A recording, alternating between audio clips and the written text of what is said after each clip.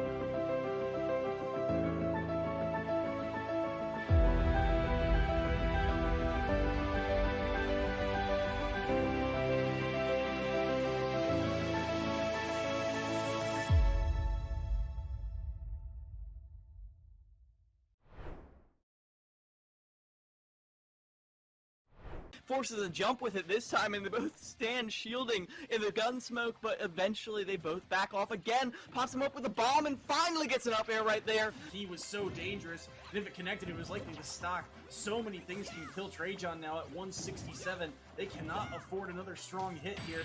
Staying up high, and they go for the downer on the platform, and Kiwi is there.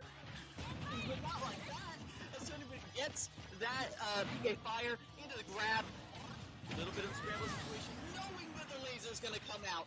Gets nared away instead. Arrow doesn't land. Neither of them get to the stage. They get back aired instead. All the way across they go. Bomb in hand. They get side beat as well. And the falling hitbox will lead to the up smash. The dangerous opportunity here. 86% again. Rolls in. This time he gets caught. Sweet spot back air. And that will do it out. Gyro on the opposite side of the stage. Dash attack catches the landing. But they will not find the stock quite yet. Forward air will knock Kiwi away once more. They recover high. And they will get caught by the up air. From the right side of center stage. High recovery here from Kiwi. They'll land it onto the hydrant. But they won't be able to connect it. And that's another aerial. And this one will do the trick. A nair instead. Gamer Dog surviving. And we talked about it before. You mentioned touch of death character if they find the opening. Another absorb, back to zero. Gyro is out and in play. Can he get it in his hands though? He wanted it at the last moment, but won't be able to get the back throw off the mash out. Maybe let him get out instead. Damage being racked up. Linny recovering low here, and he cannot really challenge. Now grab back throw, and it's one stock apiece. And we've seen that Tony. Oh! What? It's Fizz Rain here on Tree. That's defending it proper, and they might be able to make magic happen with 2K. Can they pull off a third? No. Braindead might be able to have a wonderful shot. Thrash doesn't see him. A Rolling Thunder is going to push everyone away from C main, but Braindead is in the perfect position. Oh my God, brain dead. There's no way. It's just kind of that holding pattern that we're going to see. There's going to be a nice stun. Oh, here's the opportunity that you needed, but nobody checks it. Doesn't boot goes down. Brain dead going to be able to find 2. Make it 3. That would have been the best scenario, but Braindead actually with a shrouded step on top of the box removed them from their head. Now it's a problem though. Jellin hoping to clear out the rest of them. Here's the opportunity. You get the res as well for brain dead. Now a 1v3. It's going to be so difficult for Fizz. Oh, but he finds 1, make it 2, and he isn't able to swing. Not any damage found with it either, so that's quite interesting. Is Jalen going to find 2 here? Oh my, going to get dropped on here by Dozen, who's going to find another one with the Blade Storm. Caddy's going to have a second, making it throw. Oh my, Capitalize on that, taking the lead at this point if they can keep this up. Blizzard already available, mind you, for Captain. That's going to freeze out Smolif and even the Baptiste of River God University of Hawaii having to back off already. That Blizzard huge. The chance UHG using that App Matrix or something. And now the Blizzard inside of the hotel. This is just everyone caught him inside it. You wanted to book a stay in this hotel, you're just going to have to stay here. And they will get Blizzarded all the way out. They've got 4 kills, just the Bastion left to go. From finishing this one off, and I don't know, the Aggies is going to be very close to touch. Aggies are going to touch this for right now, but they're going to have the Graviton Surge alongside the Death Blossom combination. They will have a member touch to allow this team to run right on in, and why not? Cats is able to find that kill already. There's going to be the teleport right on in. Death Blossom available, is able to find at least 1. The Kiriko with no cleanse either is able to find. The Lucio is gone, and it's just Cats that are trying to find some kind of desperation touch, which they will. It's not even gonna matter though. UHG clears him out. Ekahi, Elua, Ekolu, Aloha. They're just handing possession somewhat back over to the side of Concord, and it's not doing them any favors. They're constantly having to come up with these last-second saves, and now once again you can see them just held up against their own back wall. On the pitch, we'll see who ends up better suited for it. ET losing control. Pancake last back needs a quality touch here, misses it. They've been certainly winning a bunch of their 50s. Helix off the back wall. What an angle! But Pancake 50, and the control by LA Tech insane right now with the demo play and with the quick shots. Jazzy, the second one on target. Working out with the handful of opportunities they have and making the most of it. Judo, double tap read here. You can't miss those. Will go off the back end of the car. Concord, but Helix now. Flip reset. ET ends up getting bumped to steal the goal. Back towards the other end. ET sends it out the other way. Judo. Back to Lena. Sends it up. Bar down. Is it in? Jazzy completes the shot. Trying to set up a passing play. Here is Concord. This one back out. A little bit of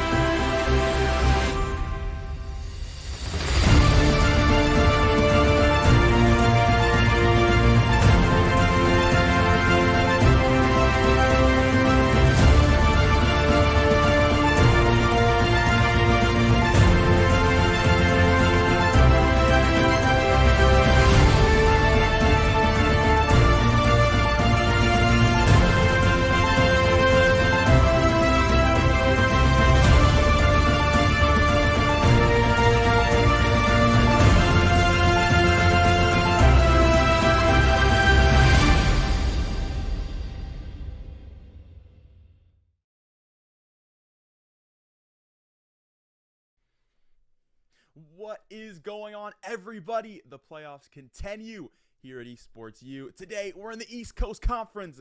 I'm Catnator. That's Vincent. We've got a great quarterfinals matchup on the way.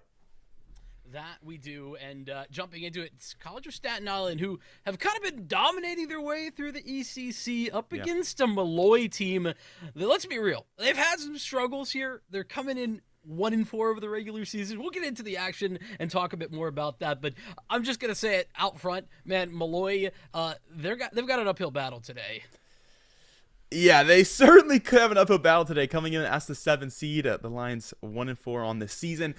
Now, 2 of those losses I will say, Vincent, were forfeit losses. And then everything else is a 1 and 2. So pretty close in a lot of these matchups. Just couldn't quite go the distance in that map number 3. But last season, though, the fall season, they were 4 and 1, coming in as the 2nd seed in playoffs. So, hey, there is some value to this team if you give them the chance. Their opponent, Staten Island's 5-0 on this season right now.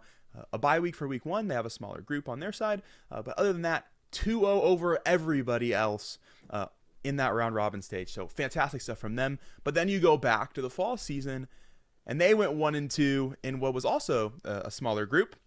And even to add to that, there's a bit of a grudge match here. Last playoffs, these teams saw each other in quarterfinals, and Molloy, the team that is seeded lower into this matchup this season, won that one 2-0. So technically, if we go by the statistics, the matchup knowledge, we see a W for Molloy University. You know, listen, I can see where you're going. That being said, see, as I come into this wanting revenge, I like the revenge arc, right? I mean, listen, you got beat up on before, an even better season coming into this one for CSI. Like, I'm just thinking this has got to be a matchup they've been anticipating since day one. Like, January 1st started, and they're thinking, those Molloy guys, we got to wait. They're on the other side. They're in the other group, but on playoffs, them boys are ours.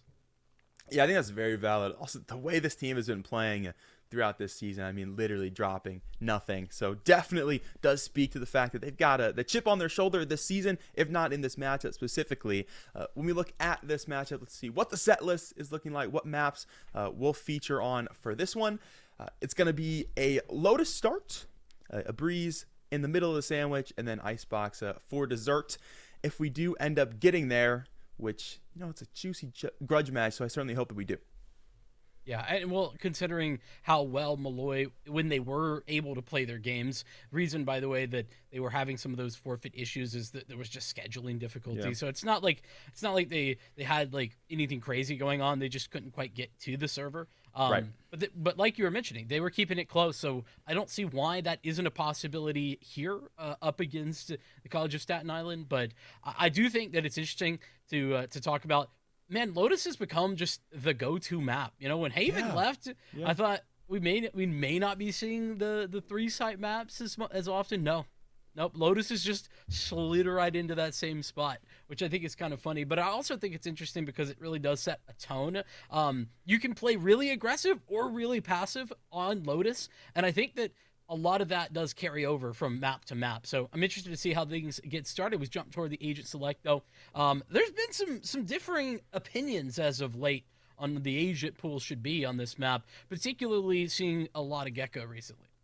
Yeah, I think that point really does give some value to why Lotus has become so popular. There is still room for compositional differences, and then we get to the point where Ascent is just too comfortable now to where you're looking at the same stale meta over and over. It's just not fun to play anymore, and it speaks much more to mechanical prowess than any sort of strat book play. So I'm glad to see Ascent kind of take a back seat in our current map pool to give us the chance to kind of see some more fun come out like on Lotus. You mentioned the Geckos, our first 2 locks. This Phoenix has me intrigued, Vincent. We think of that like it's locked in? I mean, it's been hovered for a while. There's a real possibility, especially when we're seeing Arena actually locked on both sides. I think as much as that Phoenix will be crazy, the fact that we're just consistently going to be seeing double duelists probably on both sides is even crazier. Yeah. Not seeing double controller here is wild to me. Like, it's absurd compared to like what I've been seeing. I feel like not seeing a Viper is an insane look, but especially if you're both not playing a Viper, it kind of doesn't matter. You don't like get punished if both of you don't have a Viper. True. It's a very good point. It's one thing that's interesting about the pick ban phase for VAL, that you have no idea what the other comp is going to look like out the gate. But yeah, for sure, they're fortunately not having to deal with a double controller on their own. I feel like when we do see double controller up against any other composition here on Lotus, it's just a controller show. There's just too much space to gain, too much value off vision denial, but that won't be the case here in this series. We'll get just the singular controller on both sides. I think this will be a much faster game. Obviously, with less control from the controllers, there's a lot more room for these duels to get activated, and then Gecko also going to be a good option to try to play a bit quicker. And there's another thing that I noticed there on that agent select screen that I want to bring back real fast, and that's the fact that Toad's on the chamber. This is really interesting to me because I don't feel like we see a chamber with a double duelist comp, right? Like, if you're playing the chamber on this map, yes, you utilize the utility that chamber allows to provide you some support like you would a KJ, but it is typically a fraggy role. To see that alongside 2 duelists is a little bit wild. I don't know about you. Yeah, I think it'll be interesting. I do think as you take more space, chamber is a good option to get out on both sides of the map, so that'll make things interesting for sure. It's just an absolute slaughter on the B side. Molloy play fast. Staten Island play just as fast, getting back into it. We've retaken the site before the plant can even go down. And Bliss stuck in a 1v3. First contact will be here. Nails it. Has a low HP bar on 1.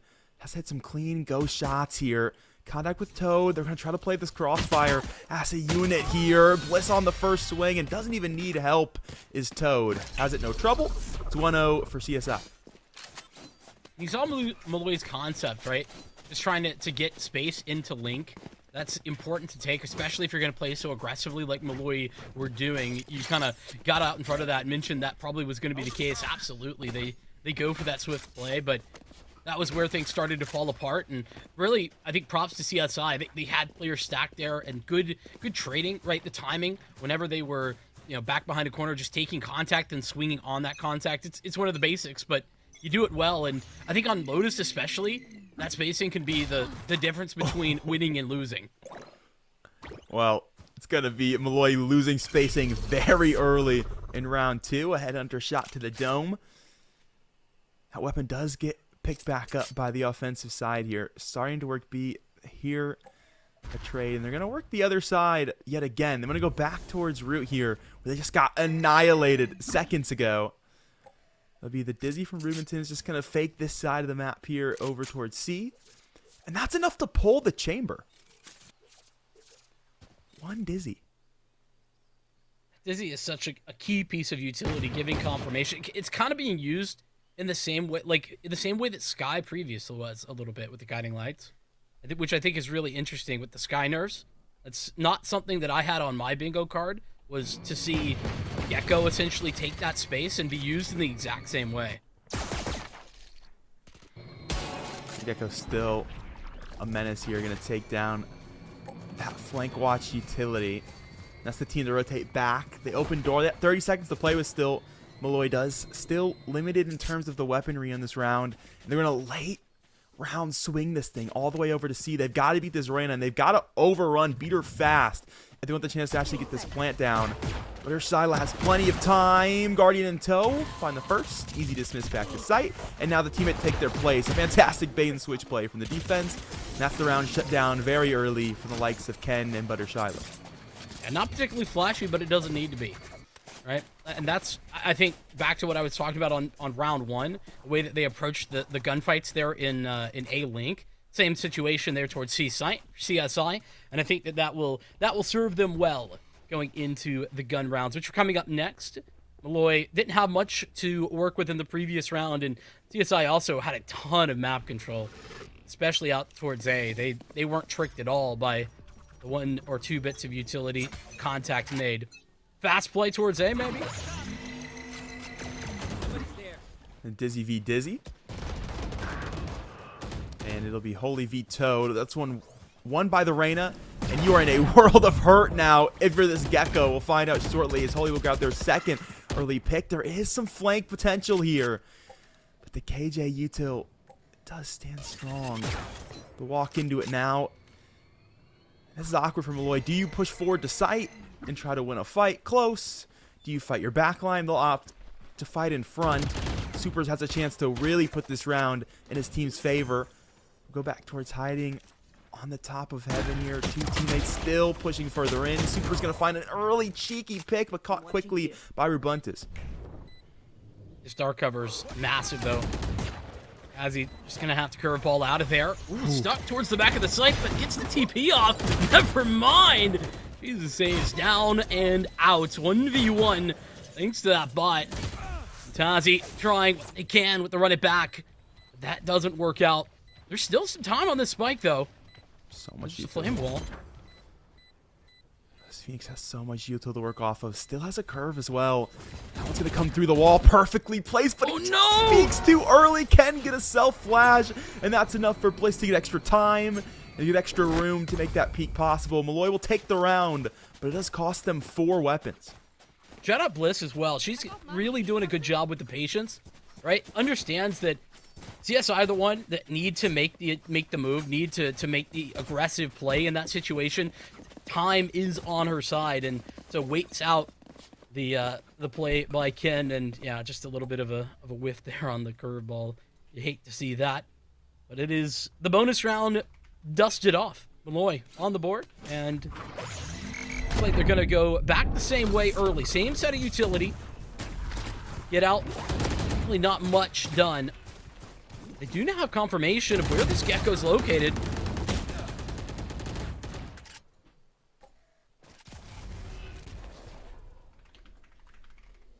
Okay, so yet again, Molloy gonna push early through. Does cost them another life. This time it's Holy falling first rather than finding those first 2 picks. They've got space here. It's been awkward for this team, though, in getting this space. We saw them on pistol fully flip it. Come around to go, push forward together. And come down to the wire with the round. They obviously don't feel comfortable with the space that they have. Don't feel like they have enough info. So they'll have to swing the map yet again. And yet again, it's another piece of utility from Staten Island to slow them down. Still room to play it, though. Can back out. It's a lot of info to come out. And they'll swing yet again to A, but this time it's players to step away from Staten Island. They've got room to get to site. And Toad staying alive, right? Getting that frag and then falling back away to ensure that the number game is in the favor of Staten Island for the retake. It's exactly what you want to see. Still got a player, Omen, hanging out in Link. Might be a bit of a point of contention, especially swinging off the KJ from deep in towards Root and towards Rubble, but they're already on the site, RCSI. There's not much that can be done about it. Reventance is going to make first contact. No! Fell through the smoke, and now it's all up to this Omen. 1v4, picked up the first already, and isolating another fight. Supers is just holding on the defuse. Supers, can they get away with it? Not a chance! A 1v4 for Jesus Saves. It's water turned to wine in a round that you never expect Molloy to walk away with. As Jesus Saves, it's TN6 coming up with it for the squad that has had a tough start to their season. Now a revival in this round.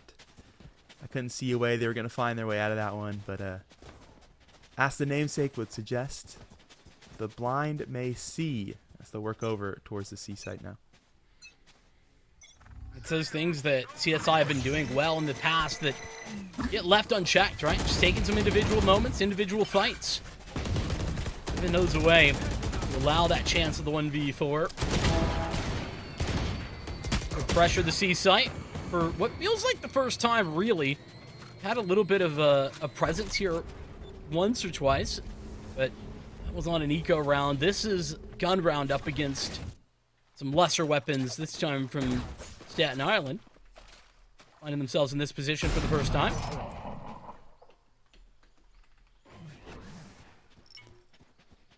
You know, I like the way that Molloy have been willing to not get too committed to sites. My only thing is I don't feel like there's an incredible amount of presence on the angle they look to swing to, which hasn't cost them too much just yet, just due to the fact that CSI still haven't quite adapted to the fact that this team likes to leave, so they're not keeping themselves in the right spaces defensively. But I do think, though, if CSI catch on to the fact that they are frequently hitting early one way and then swinging, there could be an issue. Token find an early Tour de Force pick. Max, that's an easy trade. This one you just kind of expect to go Molloy's way, unless the Gecko has something to say about it. A 1v2 with 20 HP. I mean, there's just so much to do in this position, but maybe with Wingman putting the pressure on the spike, this is a lot more approachable. Taking the first swing, and Holy will shut it down. Some individuals having some big moments. They're obviously a 1v4, but then triple kill in the anti-eco, anti-force buy round. The Dolphins will be back in business, though, coming into the next one with pretty much everything they could want. And it's not just that. Look at the ultimates. There's so many ready. both for Molloy and for CSI, they're walking into this with almost maximum.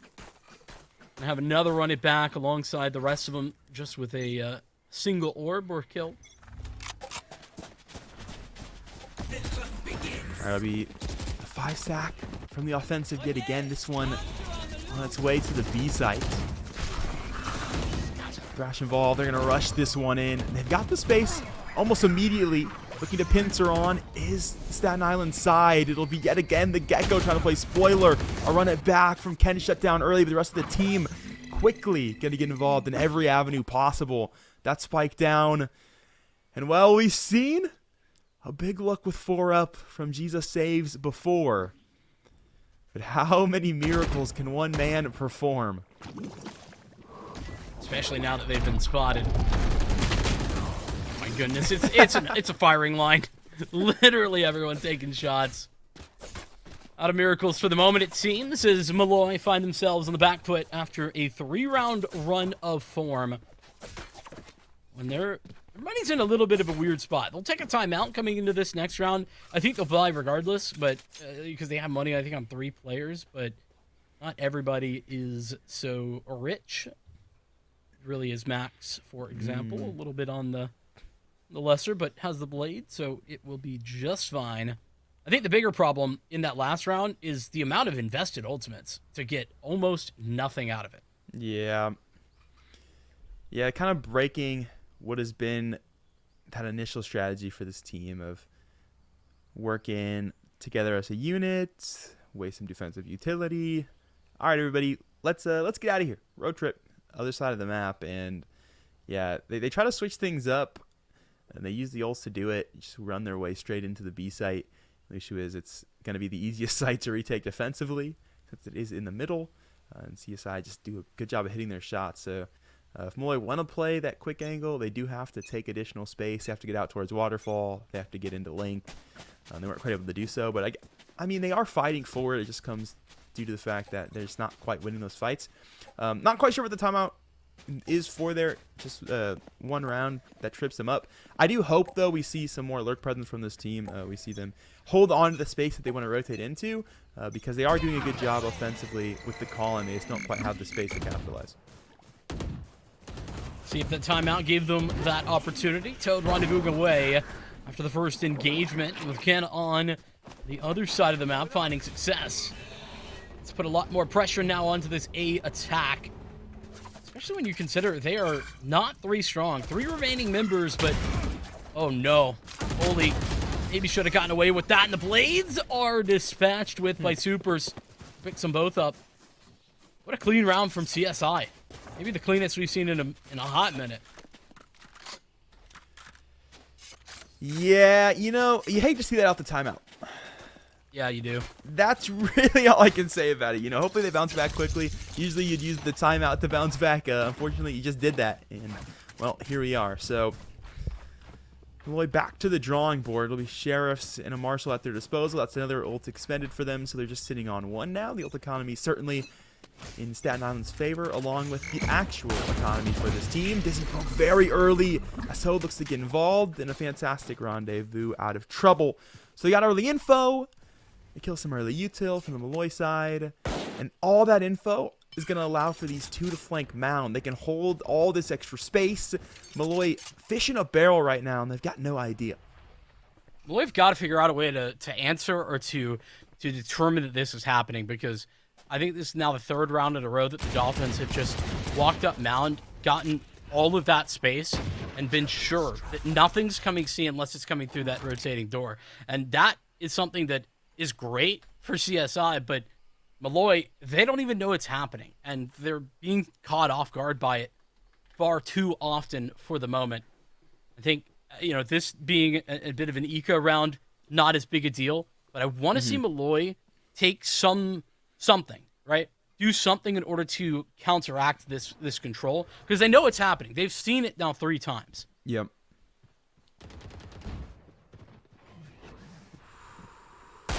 Such a dangerous angle. You got to nail the shot. Teammate's going to push him away faster. And Toad does a good job of getting out that stairs angle before the snowballs can come their way. Ruthium even blinded. Still picks up 2 from the back of sight. It is traded back quickly, though. There's 1 rifle converted. They can get to heaven. They'll get a second. Plant's going to go down. Or not quite. Supers with the box bang. Another picked up as well. Jesus saves a trade, but it's a little too late. The time ticks down, and that'll do it. They get to sight. They get some big frags, but it's Super Z to come up when it matters the most. A 3K can't win you the round if you're TN6. That's Molloy now down 3-5. On the positive side, though, Kat, listen, you did pick up 4 kills there at the end, 3, and then getting that after the time expires. Sure, you don't get the spike down, but all of those are positive signs to be certain. And whilst we are heading towards the back end of this half, there's still time for those kills, those impacts to the economy to come to fruition. As we see a little bit of a different look. When's the last time Molloy has spread out into what appears to be a default? I don't think we've seen it. Yeah, I don't know if we've ever seen a default from this team this game. It's a full 3-1-1 for this squad. Toad gonna... Oh. So unfortunate. Oh, it's just picks all across the board. Ken will grab another, jumping through the blaze wall. I love to Molloy, they did try to set up the pronged attack. Unfortunately, all the prongs are bent out of shape. Blizz gonna pick up 2 for their troubles, but Supers will close out the round nonetheless. It's CSI up 3. I mean, there's good and there's bad here, Kat. The good is that Molloy are taking what I would consider to be some of the right decisions, identifying some of the issues that we just talked about, and trying to find solutions from them. Yeah. Not all the solutions work. That's called figuring it out, testing, right? The bad news is that, well, CSI just picked up 6, and that was some very fortunate lineups there for Buttershyla, who does hit the shots. Credit to them, but gotta be careful of that if you're Molloy by popping your head up in the same spot. Lot of Yuto going down a mound here. Crossfire set up. Couldn't clear Shyla quick enough. That flash gonna give Shyla some room to work with, and the paranoia is phenomenal. And Super Z gonna come out to try to capitalize on top of it. When that dust finally settles, it is a 2-2. This team will take some time. I like that. Slow Dizzy to sight. Guarantee the clear. Got room now. Well, this Thrash, though, talk about making space, getting info. Toad picking it up. TP straight into the back line, missing the mark with the headhunter. It's all gone wrong for Toad. Jesus is the savior once again. We can't let him get away with that. No. I mean, how's he done that? He's fully reloaded in the open. He has. Just kind of let it slide. All right, well, hey. Jesus saves back at it yet again. Another clutch from the Omen player trying to keep Molloy in this one. I will say these last couple rounds have been kind of what we've alluded to towards the beginning of the game. If we don't see either a steady default or at least some anti-lurk presence from Molloy, they certainly are going to get pushed on their backsides, and that's what has happened here. Max is going to take extra space towards B. Early op shot has immense effect early in this round. The CSI don't really care. They're still going to hold on to mound. And Molloy will play so far back. That op almost on the money. Doesn't quite connect, though. We run it back from Ken to solidify. Okay, they've stepped away. There'll still be Gecko presence on the A side, but you see Staten and start to clear this one up. They're going to look to play retake.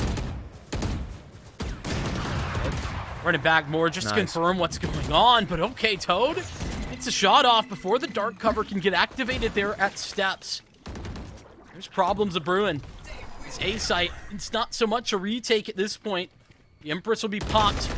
Skylet nearly doesn't actually swing the right angle, but quick curveball. Flame wall to follow that up. Every bit of the utility coming out from the duelist to stall and to stop that push through Link. That's an actual horror film. I think we need more divine intervention. Clearly there was comms there that, hey, somebody's Link, somebody's Link. Yeah. Walks in, doesn't see anybody, says, oh, wait a minute. Oh, boy. I mean, man, that is tough. It'll be 3-3. Lockdown to guarantee the plant here for the squad. Bliss stepping on the mound angle, but it is not planted for mound. That could come back to bite this team later. Tons of space to work with. Getting waterfall control. Molloy have everything here to work with, and that frag right there, that might just seal the deal. You know, the hold, Jesus saves here while one will wrap around. So they've got great positioning. That dark cover gun to kind of give it away, though. As Ken will pick it up before they can get a gun back in their hands. Got no Are idea. none the wiser to Max. No idea indeed. Will pick up the first. Shot off the money from Bliss, but it's put this chamber into quite the predicament. Toe gonna step out. No trouble for the first. And That's the few started. I think there's time. It'll be Close. very, very close for Toe, Oh. and it's 0.5. The difference. Bliss put it all on half a second and gambled properly. That was incredible. I can't believe Bliss is walking away from that. I mean, to be fair, she knows it's not planted for her, but still, half a second between another incredible clutch, this time in the favor of the Dolphins, but it's not to be. Those are just if, ands, and buts. Instead, Molloy with, I would consider this a very good recovery. I mean, they're about to potentially be here in position for 6-6 scoreline after the start that we saw. Wouldn't have put that one high on my list of things that would be happening at the end of the half. Alright, ult's gonna get picked back up. Holy with that first pick. It's been a minute since we've seen that first pick from root control for Molloy. Yet again off the back of the Reyna. Toad forced to step away thanks to the Nano Swarm. It's great spacing from Molloy early. Waiting on that back line to catch up with the rest of the squad. There's some space here as well for Supers. Trying to shut down Plant early yet again. Has done just that. TP's out of trouble. But it's trouble nonetheless as Holy will step over the horizon to find a third on the entry and then site take. Let's put Shyla into a 1v5. Now to work with. Does have 2 Leers. That from the shadows going to gather the information for MU exactly where this player stands. Well, at least has dodged all the blades. There's that small victories that they are, but it'll be a flawless round ultimately there, and Molloy equalizing here at the half, 6-6. And in retrospect, you know, that looks really good. And I think Molloy deserve a lot of credit, though. I think we also have to put into context how absurd some of those big clutch moments were and ask the question of how repeatable they are. If that can continue, well, Molloy in good position. If not, I think that we're going to have to see the rest of the squad step up a little bit more. But this is looking good. Remember, the Dolphins, they picked Lotus. They elected to bring us here.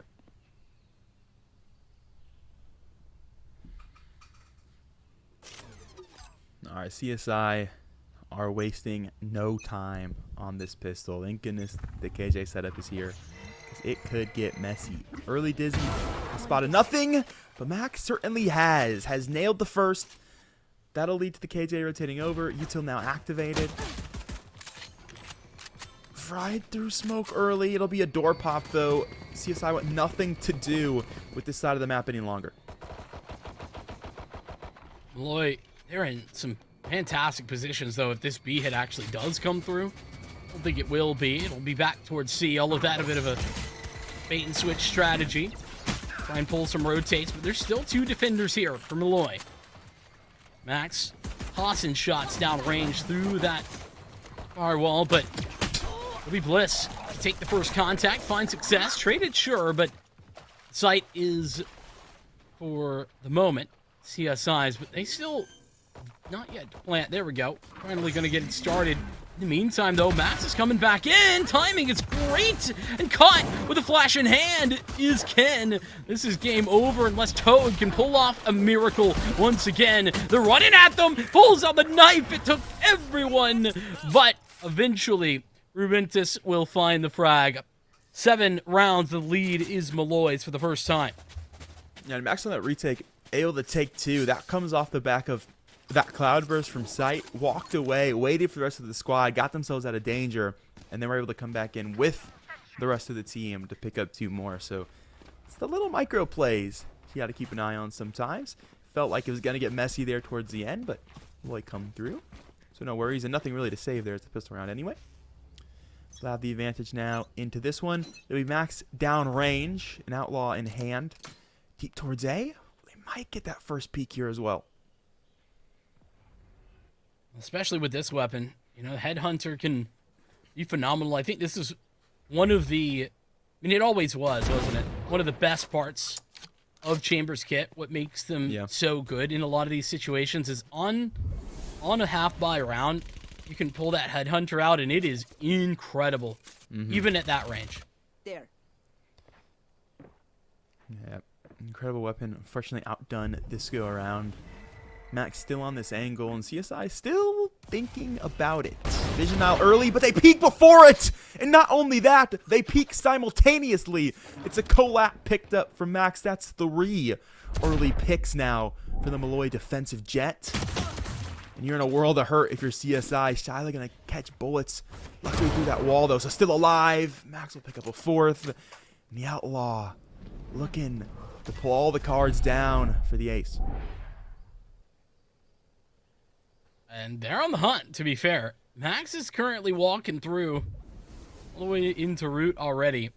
So, Shyla got to be careful about this thing. Be awesome to see an ace into the second round, especially after the pistol victory.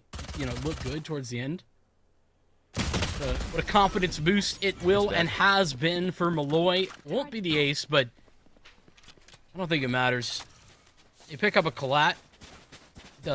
It just feels great. Absolutely does. I think that double stack there to close around is really good foreshadowing for this defensive side from Molloy. The way that their teammates already picked up 4, they're playing with better weaponry, and they're still holding the off angle together, still playing the over-under angle, checking all the boxes. That is a good sign that this team won't get overzealous. They'll try to close out strong. They're going to play the bonus here. Max has knives thanks to the ace. Means, or the close ace, excuse me, means they'll get the Outlaw away. Unfortunately, Toad is ready for this go around. He's caught Jesus Saves downrange quickly. Now one away from their Headhunter. As Rubentis has the early work to do here back to say. They're scaling fast. The Dolphins wasting no time whatsoever to get the spike down. They'll put Wingman on that case and leave better Shyla walk right through. Rubentis fully aware, though. Checking those boxes that you were talking about. Playing that so a little bit close to the vest, not overextending. And the blades on the flank, they're all stuck. Not a lot for them to work with, but as I say that, Blade Sword misses some marks, and Molloy now in some trouble. Gonna have to bring it back. A little right click to bring it away, but Toad opens and closes this round alongside that Gecko.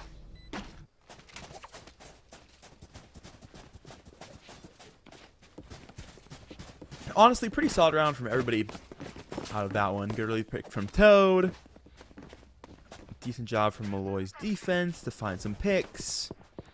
They have the good idea on the flank. They just don't quite have the utility to make that one possible. At the end of the day, the econ pretty even on both sides. So I'd argue everybody kind of got what they were looking for in that round. We maxed with the operator, Toad with the tour de force. As long as shots are on the money, I'd argue you look about even in terms of your kit here. CSI going to walk up mound. They've decided to full 5-man this, as nobody's pushed deep root yet on the A side, so they really have nothing to worry about in terms of flank just yet. Not only that, but the running back available. Well, it was. Bliss going to take it out almost immediately as soon as it starts going. Whoa. And Rubentis catches the timing. Bliss, she's got another. This is all going right. Toad finally on the tour de force will cut something back, and it's 2 found for Toad, but this is a 1v5. It's now down to 3. Spike recover, but that gives info away. The util starts to be expended. One more leader to work off of. Max in the 1v1. It's a rifle out of 180 in time, but Holy will shut down any hope of that one. 9-7. Molloy will lead now by 2. Man, Rabuntis legitimately in the gun range that round. Just full confidence. Fantastic work done for 2 early picks. Shuts down the round before CSI really have a chance to make something happen. And I like the setup from CSI. I think that the game plan from the start there was bad. Yeah, it's a bit risky investing so heavily towards Mount, but they have to run it back. They had everything that you would have wanted for that type of play to work. And as you said, Rabuntis just says, nah, fam, not interested.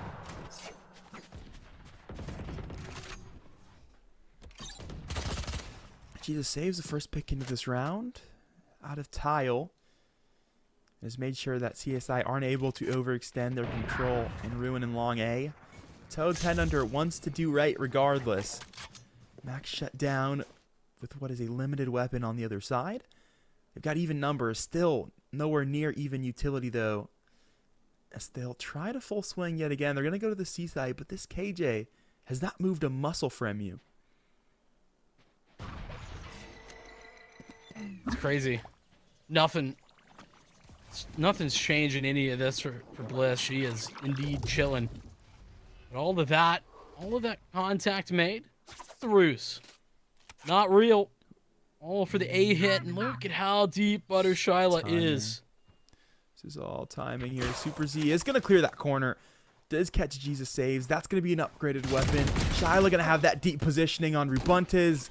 And CSI just slowly invade the back line and start to find picks. Blizz, she'll trade one back. That original KJ anchor now has to do the work in terms of the retake. Does have help with the Duelist of Holy, but they've got no blinding utility to work with. And that's trouble when you're walking into an op. Toad going to pick up one. And it's Bliss 1v3. It's a full Staten Island stack. You've got trouble if you want to make this one happen. Time is already ticking, getting lower and lower. Bliss, she's got to pick up the pace, and she knows it. Just going to tap the first time. Swing, doesn't see anyone there. Just Toad holding with the operator down low, but now time has simply expired for Bliss. Swinging into Super Z's crosshairs will be round done and dusted. CSI catch every timing in that last round. How deep in spawn Buttershyla got where you buy guns. Simply absurd. Yeah, just do a good job of dissecting Molloy defensively there. That swing back, and it kind of is a dual-edged sword there, where Bliss's utility is still on C. CSI, they clear it, but they don't want to play it because of the info they've given away. And they're able to just slowly push a player towards B. And Molloy, good on the rotations, but not good enough to account for it. There are 3 players in tree right now. Oh, the paranoia. It's so massive. Jesus saves. Going to get another opening engagement. It's been consistent there from Molloy, with Max picking up another. Try and find some space to work with. The Empress activated. And CSI, they need a lot to bring this one back. Falling back is the entirety of Molloy. They have given up a ton of map control, but honestly, it doesn't matter. Because Staten Island, they don't know that. They haven't gotten that confirmation. Look at how careful Buttershyla is being about just this B angle. Can we get a tab real quick? Jesus saves, I'm pretty sure, from the shadows, like drop their stinger from the shadows and grab the op. Yeah, I think out of the I think you're right. What an aware play. And that actually has immense value too, because they didn't have to push for the extra space here out towards A. They have the op, and they have the angle now. So we'll see if CSI have recognized that op has disappeared, because no one actually made contact to go grab it. Has to work to play this quickly now as they're back onto the A site. Rubunte's back site. We'll throw up Thrash. That'll be for both sides of the coin here. 2 players detained on both ends. Is Shyla going to find the first? Right there. We'll see that every day. Thrash is going back and forth. Allows time for the spike to go down. Mosh pits on both sides as well. We're trading Gecko utility left and right. One more chance at this. Okay. Ken starting to deliver. Can't quite get it out there. And with the double swing, Rubuntes and Bliss will save the day. Molloy on a half-buy round. Get it and find it. Gun here. Thank goodness the double swing came afterwards. I got nervous there after the first swing came through. They do clean it up. Boy, a fantastic job of checking the fundamentals in yet again. Max another operator in tow. Molloy up 2. And CSI, the strat book, I will say, Vincent, feels like it's running rather deep. But what can they reinvent as they're still losing in terms of round ratio offensively? You know what I haven't really seen from Staten Island that I want to see? I feel like we haven't seen any sort of dominant like execute, right? They've gotten into position for a couple times, but like the utility with that execute, either they haven't had the players to really have a full one, or it just has been more aim duels, you know, just trying to take a fight on the site, which can be fine, don't get me wrong, Kat, but it feels like maybe that could be a little next gear to jump into. It does help if you get opening picks. Toad, he's delivered one. Joke's over. You're dead. They run it back to clear utility. Lockdown on its way. Ken could grab this. It would be a huge advantage for this round. And the KJ gonna post herself on top of it. And that's shut down the hope of that. Everybody getting detained. All 5. Oh and it is a field day. Free shots raining in. Holy will pick up 1. They come out of door. Jesus Save's now going to start to pick him up. Picks up 2, but enough time for Toad to get undetained. Picks up 1, has the angle planted for them, and will pick it up as well. A 3K for Toad will save the day for a fully detained squad as Staten Island still catch around. It's 9-10. There's a lot of firsts there for me. I don't know that I've seen fully 5 players get detained in the last year. It's been a long time.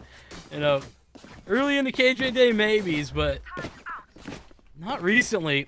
Not only that, but Toad delivering a multi and bailing him out of that scenario. Just an absurd position to be in, and to be able to have the wherewithal to continue moving forward and finding success. It's not just that one round for Molloy either, right? They're on an eco now. CSI have space to equalize this, right? 10-10 could be the possible scoreline here in a moment. That was a massive turnaround. Toad really stepping up to 25 frags. Up to 25, and CSI are already up a long. Nothing to do there, full blind. Yeoman and Jesus saves. To the CSI now to pivot to B. Looking to continue to take some fights here. Wingman gonna go keep that plant. Fantastic dizzy placement as Bliss and Holy both connecting on the share of shots, but can you get more past that? Bliss certainly can. It's a second off their revolver. Done here. A third. They got a chance to start in half this spike. Shyla no choice but to walk into a nano swarm if they want the fight. And they've handled it nicely. One more shot can do it, but Blitz can't quite connect. Shyla can, certainly. A 1v2 converted to save the eco round for CSI. That's far too close for comfort. The Dolphins are going to be incredibly scared of that one. On the plus side, you know, so many players go down. Money's not great, but the ult economy, it's doing pretty good in partial part due to everybody losing their lives. It's the back end of that round. So the ult advantage so strongly in their favor. We're going to see the tour de force pick back up. Operator onto Max, and that's someone we hadn't seen really take some space in a little while. Just some creep. And Toad more than aware of it. He's handled it nicely. The op shut down early yet again. Did not get recovered from Molloy just yet. I don't think they actually want it here. Just in case they do rush down this angle. And it's a good call from Lorena, who is going to fully opt to go heaven. Get some spacing. They do actually pick up the op, so we'll have the longer range sight lines here. Gonna have to pick up something early. Yes, Ken gonna jump in. It's the same play. Link. It's worked yet again. The Holy's operator on the money thus far. Has picked up 2 from heaven. Will even out the numbers in the player counts. Yeah, but now stacked in the post plant. CSI don't have to do any further swinging. At least not aggressively if they don't want to. Toad hanging out on an off angle. Has the thrash. It's a bait and switch. Pulls the attention away as Toad comes back for more. He's not done. Selling it all the way through. Not up. Opens around again, and it's a double kill to stop the post plant. Or at least the attempt. Not the retake. Molloy running for the hills. Ventus will try and get away. Should find in pretty easily. So out of bullets.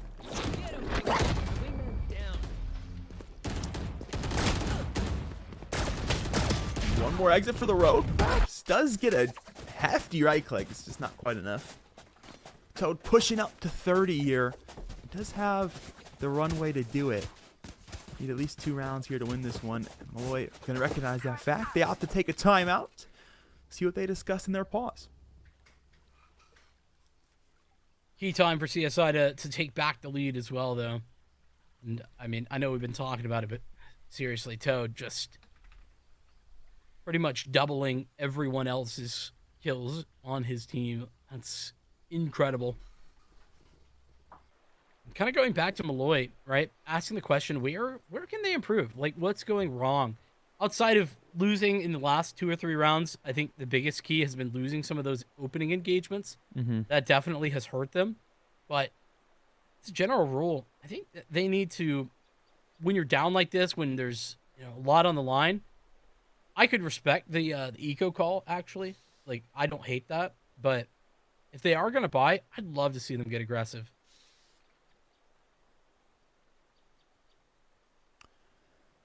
I don't know. I mean, they're a team that is kind of teetering on the fence in terms of aggression defensively. Definitely willing to take those opening pieces you mentioned, but I do think they put their foot a bit too far in the door, which has led to, again, as you mentioned, some of those opening engagements not going their way. Looks like they are going to look to go extra aggressive into this one. Limited util, though. Just going to try to work what they can quickly. We've got all this space C, all this space out towards Mound. I've seen nothing towards B-Link. Let's give them kind of all they need to know that this one's certainly going to be on A. Bliss battening down the hatches with her utility. Unfortunately, CSI slowed down enough that there is help in the backline. Take the time, the extra moments. CSI to set this up. The run it back gets sent away. Max Marshall takes Toad out.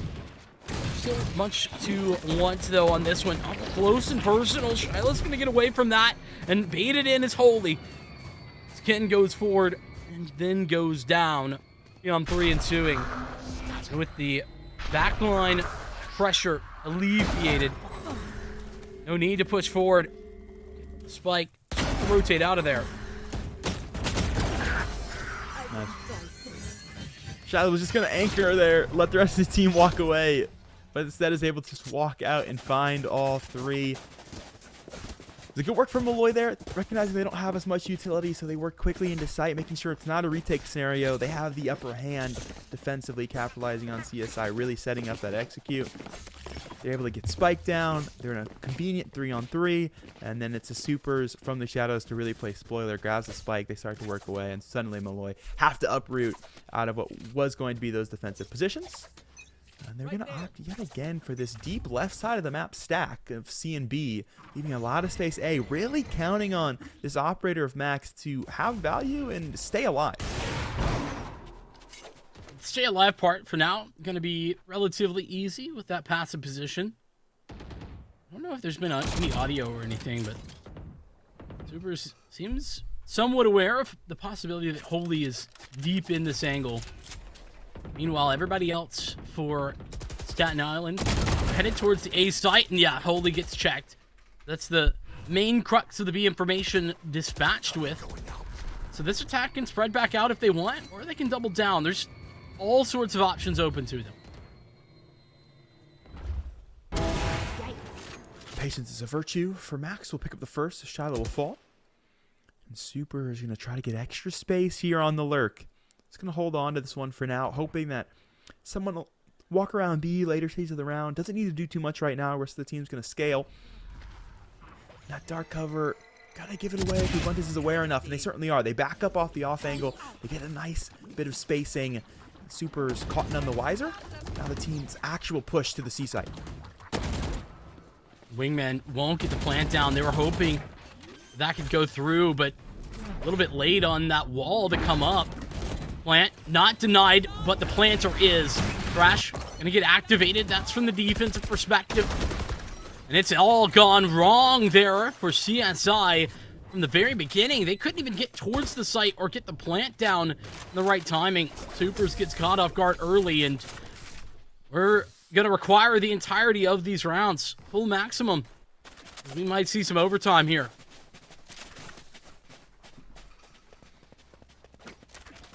I like the defensive adjustment from Molloy there in that round. They play much slower.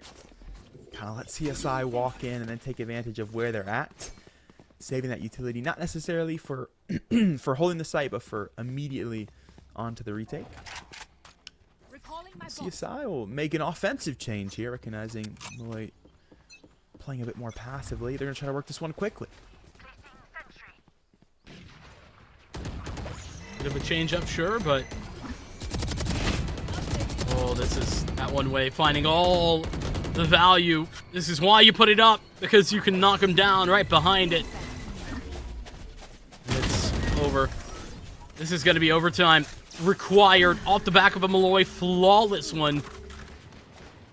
CSI, they had a couple chances to close in regulation, but they could not pull it across the line.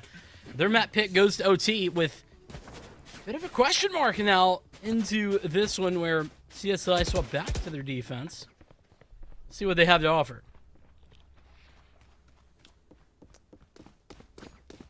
Comes down to those gunfights yet again. Molloy, a team that was quick to leave whatever they were taking offensively. This time, looking like they might be opting to set up a 2-3, looking towards B. Obviously, flank watch going to be on the A side, so I'd be shocked if they played early round. Right there. Just want to point out Molloy, you know, adjusting defensively in the last round of the regulation as well. Getting themselves into good position by playing aggressive on mound where they hadn't been before. Oh man, all falling apart though.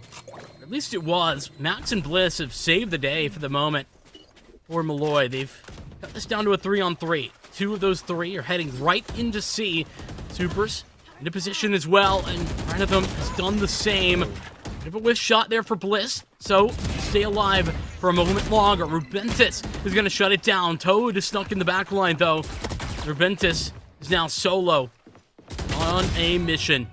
Hit the first shot, but doesn't have the health to find the second. The Geckos, one of them getting the best of them. 13 at CSI, back onto map point. The Dolphins looking to close this one. We'll have to win an offensive round here. We're able to find a decent chunk of them.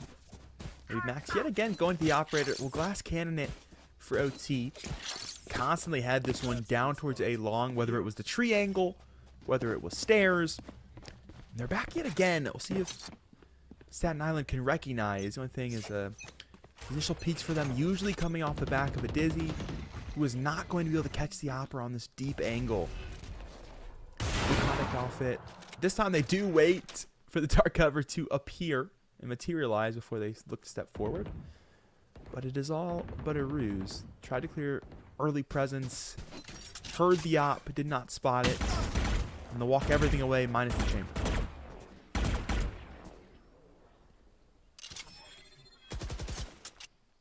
CSI keeping up the pressure towards the C site, and they're keeping a couple players there defensively as well. Oh, but there's Max. Something we didn't really see. A B rotation. Getting into position. Only on an off angle, but Jesus is the one to make the first connection with Toad. The Dolphins looking less and less likely to find this victory and push Lotus out of their thoughts.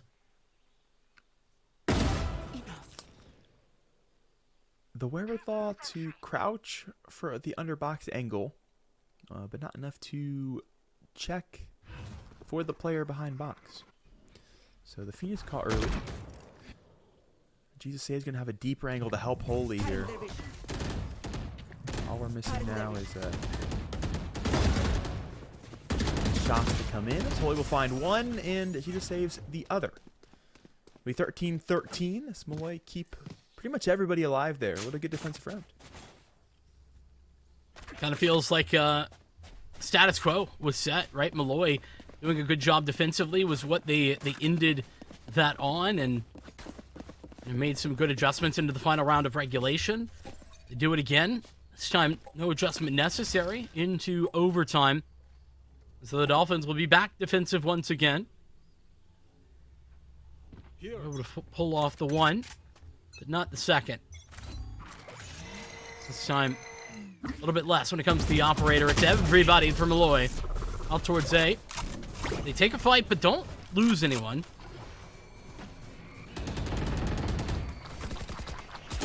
Actually, this deep backside angle had the chance to take 2, but it's Toad.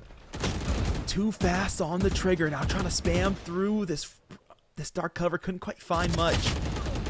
Trubuntis will fall to Shyla. Everything going CSI's way in these 50-50s. Shyla looking for more. Jesus saves, caught in the dark cover. And that'll cost them their livelihood. As Bliss fighting in the back line, she'll go down and Branthium will finish the last. It's the Dolphins yet again a chance to put things away. They've got this whole take the first round situation. They've got that on lockdown. They've done a great job. But finding the close, I mean, just kind of going back to the regulation point, they had 2 chances then to put this map away. Had another one already in overtime, and this will be their 4th. Taking a timeout into it, I do think is a good idea. Clearly understanding that something's been going wrong, and then taking a moment to discuss, okay, what is that thing? How can we adjust? What can we do? Find that last little bit, that last push necessary to put Lotus down. I'd honestly like to see them just take this time to cook something up. Whiteboard activated. Everybody currently It'd be hard. drawing up what the strat looks like. And, you know, I think this timeout, especially in overtime, is a lot more efficient for the offense as it is the defense. I mean, the defense, what do you adjust to with a team that is going to obviously give you a different look coming out this timeout? Not to mention the fact that you're switching sides every single round, so you're not able to really play off tendencies anymore. And we'll get CSI in a deep 2-1-2. I'd like to see a slow round from this team. I think that could be the difference. For the moment, they're split up, looking very default-esque.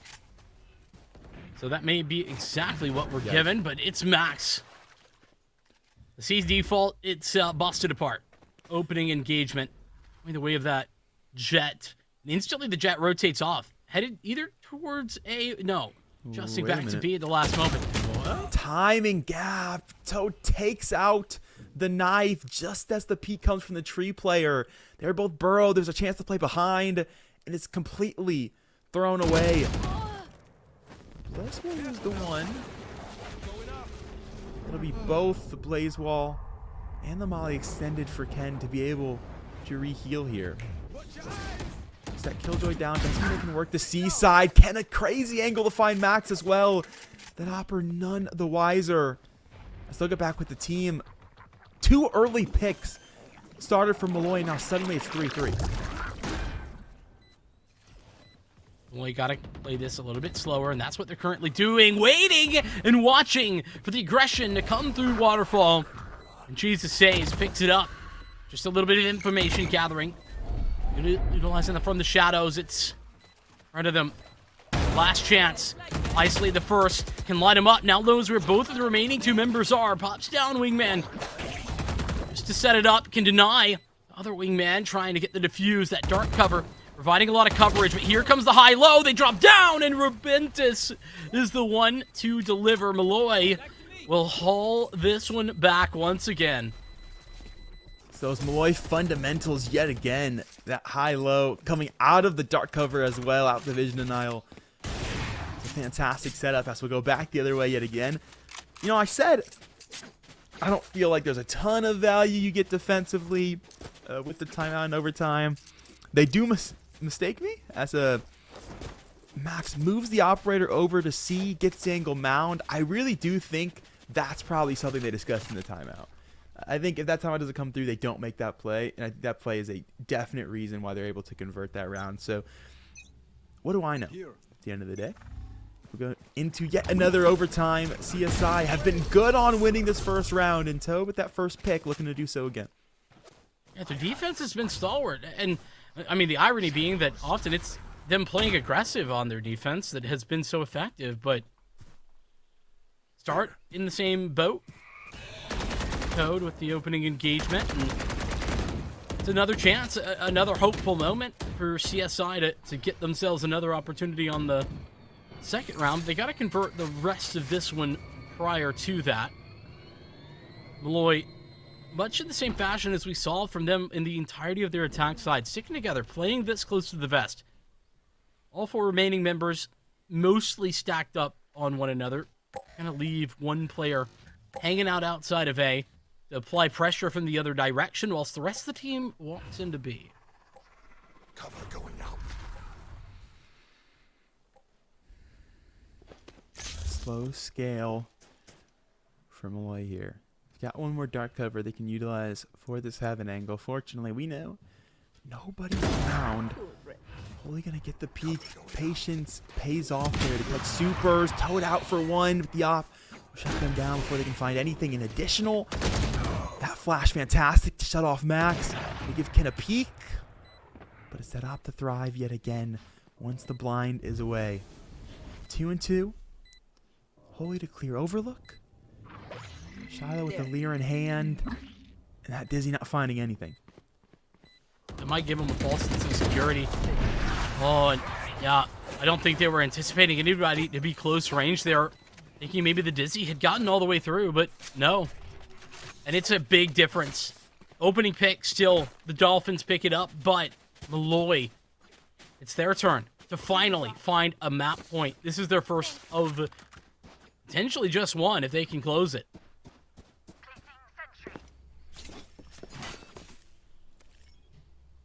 All right, listen, Molloy, you've won this round 3 times now. Surely, when it matters the most, you can do it again. It's the pressure now going to change the landscape of this round. Max's operator back towards A, where its home had initially been, and there's already 2 quickly working the back end of B. But little do they know, it's a full switch from Staten Island. They're going to take this one to the B site themselves. Molly from Ken to clear space. They've got room. Plant's going to go down, but they've got to hold extra space. They recognize they've got room into the tiles.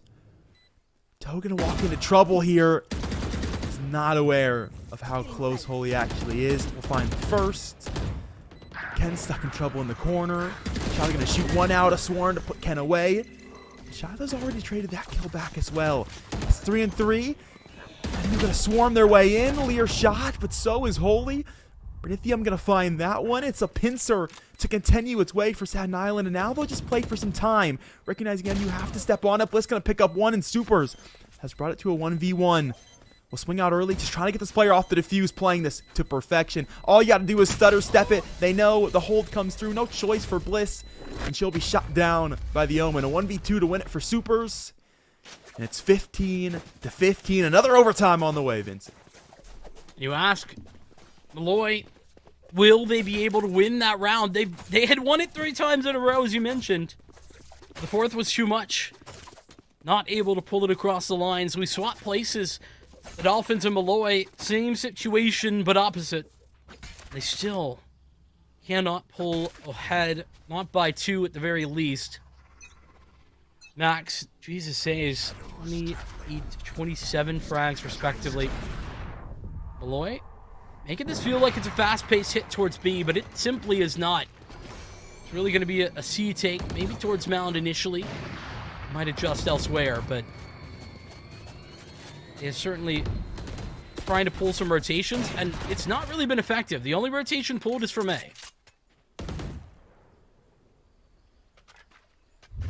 All right, Holy is going to stay here to lurk this one. The classic duelist lurk, but don't worry, they've got 2.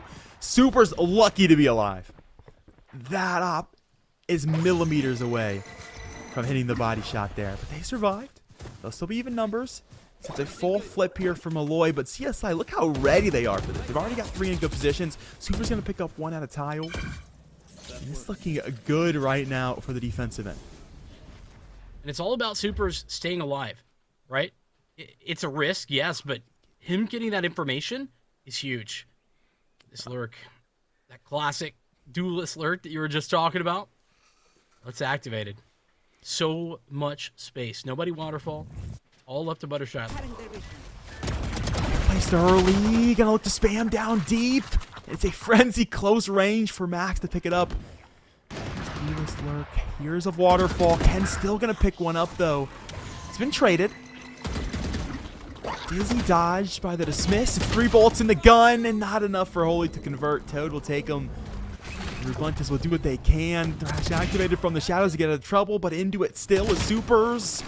Another peek and another frag for Toad. It'll pick up the 2 on the round. Brinithium will pick up the defuse, and CSI yet again a chance to close the overtime. And at some point, you got to start asking the question, okay, so what's going wrong in these rounds? For Staten Island, they have been here so many times. Yet, no dice. Toad up to 34, by the way. Did feel a little bit crazy that Molloy, for how effectively they pulled the rotates, for how deep they were, for Holy to be so far into the back lines, it's a little disappointing to see them unable to close that round down, but into the next. No time to think about it. The Lear Dizzy combination for Molloy to try to get out early towards, or for CSI, excuse me, to try to get out early towards the Molloy defensive. Jesus saves, Paranoia activated, but there's one back the other direction. Brithium and Toad gonna pick up the 2-1 trade. Molloy will grab one before they go down. They'll be wingman to plant. CSI plenty of space, numbers advantage. This might be it. It's all gonna be here. Especially regarding how Rubentis can utilize this utility, that dark cover, and allow some coverage for the moment. Just waiting for everybody else to come back in. It's Supers who's playing close. HP is low. Moshpit provides information. Nobody over there. Rubentis on the Dizzy. Able to connect. First fight for Toad, though. He's been delivering all game long as the Dizzies meet. Either wingman gonna find success. Time starting to get a little bit lower. Out of bullets is Rubentis, and Toad picking up 3 more to solve the equation and find CSI the most important round. 17-15. The Dolphins, they find their map victory. It took them a while, but hey, wins are wins at the end of the day, close as they are. Yeah, they certainly are. Man, that one runs deep. The Dolphins will take it. They are the team that just 1 season ago fell to this squad in O2 fashion, and now, after a confident season for them, a 5-0 season for them, they're able to find that first set. But man, this series is going to be exceptionally close if that game is not foreshadowing. Yeah, I mean, considering we're about to go into Molloy's pick, I don't see that anything is going to be changing going into that one. That's going to be Breeze, but we're going to need a couple of minutes to get that one ready. A phenomenal Lotus, though, going to the very wire. We'll see what Molloy have on Breeze when we come back.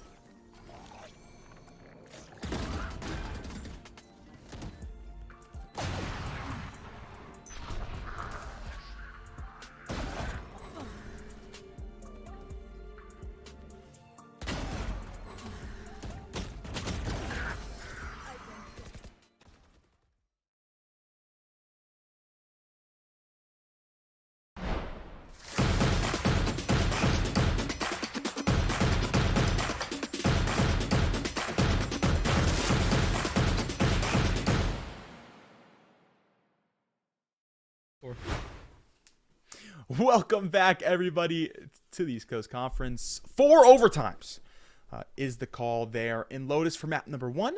Map number 2 on its way. It'll be Breeze in a moment. But as we mentioned, 4 overtimes. So 8 extra rounds of Valorant. And one player just as consistent as they were in the initial 24, as they were in the last 8. It's Toad, Vincent.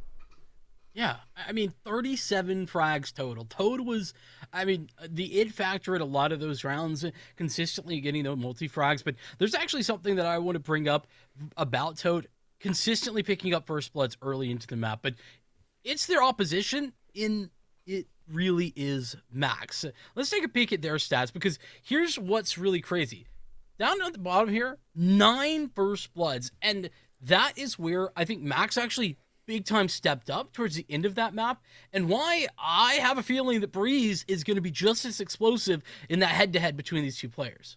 Yeah, absolutely. And we're looking at a Max consistently downrange with that operator. That's going to have immense ability to be impactful when we're looking at these deep Breeze sight lines. They really do feel similar, Lotus and Breeze, in terms of those long-range engagements, the fact that you need a player who's mechanically sound, and I definitely think the matchup to watch should be between Max and Toad in this one. And then, of course, we can give some love to some of these supporting agents, too. I mean, Super's had a fantastic game. Jesus, Saves had a fantastic game. When it came to the early rounds for Molloy, I mean, TN6 really showing up there on that Omen, a 1v4 clutch in round number 3. Immense value from that Omen. So not just util players, but also the second frag for their squad in a comp where they're playing double duelists. So that definitely does speak to something. I think when we look into compositions now for map number 2, I do not expect to see the same sort of aggressive comms. We should definitely come back to some double Conti here. I think so. Vincent, how are you feeling in terms of what these teams showed you in map number 1 now to map 2?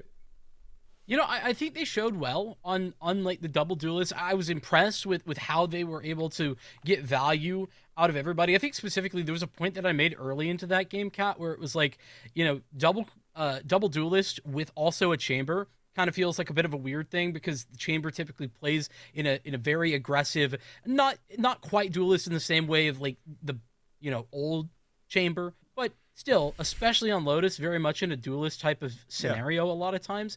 And I didn't know if that would be something where we could get value out of it, but they did. And so as we jump towards the agent select of Breeze, I don't expect to see the same thing again, but I do expect to see similar agent selections with regard to Toad especially, because I think that only chamber allows you to play as aggressive. I mean, you could argue maybe Jet, but especially on Breeze, there's a lot of opportunities for chamber to play as aggressive as we saw on Lotus, and I think that Toad did that very well. Not only that, managed to stay alive a lot. I know a lot of chamber players who will get found out whenever they're pressured. Toad wasn't in that position, and I was really loving that. Yeah, for sure. I mean, Hallway's back. That's going to give you space to take on the attacking side, and then there's a ton of aggressive lurk potential as well for that chamber. So 100% agree. Look at maybe the double Senti option for Staten Island. I say chamber because they do have that extra lurk presence now, and they have much less range on their utility. It does make sense kind of to play double Senti here. We're looking at single controller both sides, Vipers on both ends of the coin. We do get the double duelist back for Molloy. Holy did have a good showing on Reyna. I don't think quite enough to be that game-changing agent, but in terms of using it like an initiator, fantastic work. 14 assists in that series, so I definitely think that does have enough gains for them. Otherwise, comms basically mirrored, minus that double duelist coming out and the double sentinel on the other end of the coin. I'm once again surprised not to see double controller here. I really can't believe that's not coming through, but yeah. Listen, to be fair, Viper is the only, like, what I would say required agent for Breeze. Like, you do just have to have a Viper or you're losing. I know because of my range. But yeah, I think this is an interesting idea. I think that, honestly, both teams have selected a composition that plays well to their strengths, which is something that a lot of collegiate teams really struggle with for some reason. You know, as much as you and I you know, as casters, I feel like sometimes we are maybe a bit married to the meta, because that's just kind of the reason that we take everything from that position and go outward. Collegiate teams don't need to feel that way, and I love it when you know, just play to your strengths. That's just fine and better in so many situations. And I think that that's what especially Molloy is looking to do with this composition. No, ironically, these comps really are made for each other. Neither of them are double controller. Double duelist on one side to get more aggressive. Double senti on the other to shut down aggression. It's basically even. Yeah. Nonetheless, so everything kind of checks out for both of these squads. You know, they do have history together, though that's history in a different meta. So does that give them enough to feel like they can play or pick into their comps well? Who knows? But I know we got CSI up 1-0, looking to close it here and move on to semis as Brynthium on the board first in map number 2 with the first pick for this easy trade. And it's awkward right now for players sitting in the moat. Somehow, some way, Jesus able to 180 to find that one. Unfortunately, it's a 180 on the round. This is just Bliss in a 1v2. Only the HP bars, the opposition, not all that high, especially not on one of these guys. Supers is a little bit more health, hanging out. Oh, great rotations, though. Bliss, she's got to play a little bit more aggressive, and because of all the footsteps made, easily CSI able to just move around, slink left and right. Swing comes through. Bliss will connect and spots out the final player. The time, it's expired. The frag will come, but death will come almost as quickly for Bliss. The Dolphins pick up a pistol round victory. Bring around the rosy. Ashes, ashes. Everyone falls, but it is around down in the win column for CSI. Molloy not going to buy much in this one. It will be Max opting to grab the Marshal yet again. We saw that in last map as well. Consistently was picking up the Marshal in terms of rounds where they were playing with limited weaponry. That could come back to haunt them, especially on a util agent, but we'll let the future write itself on that one. I think it will be interesting, though. You know, it's certainly not out of the realm of reason to see an op on a Sova. When you have a Jet as well, that does beg the question what that's going to look like. Like you said, we'll let that get figured out as time goes on. On the middle of the open was Holy. Couldn't quite stay alive for much longer there. Paper, this one should be a pretty easy round considering the weapon advantages, but you can still see that CSI are taking things seriously, which I think for me was actually one of their strengths back on Lotus. Pretty consistently, they weren't ever, even against an eco, they weren't ever playing overzealous. They weren't getting into positions where they were losing rounds because they threw their lives away.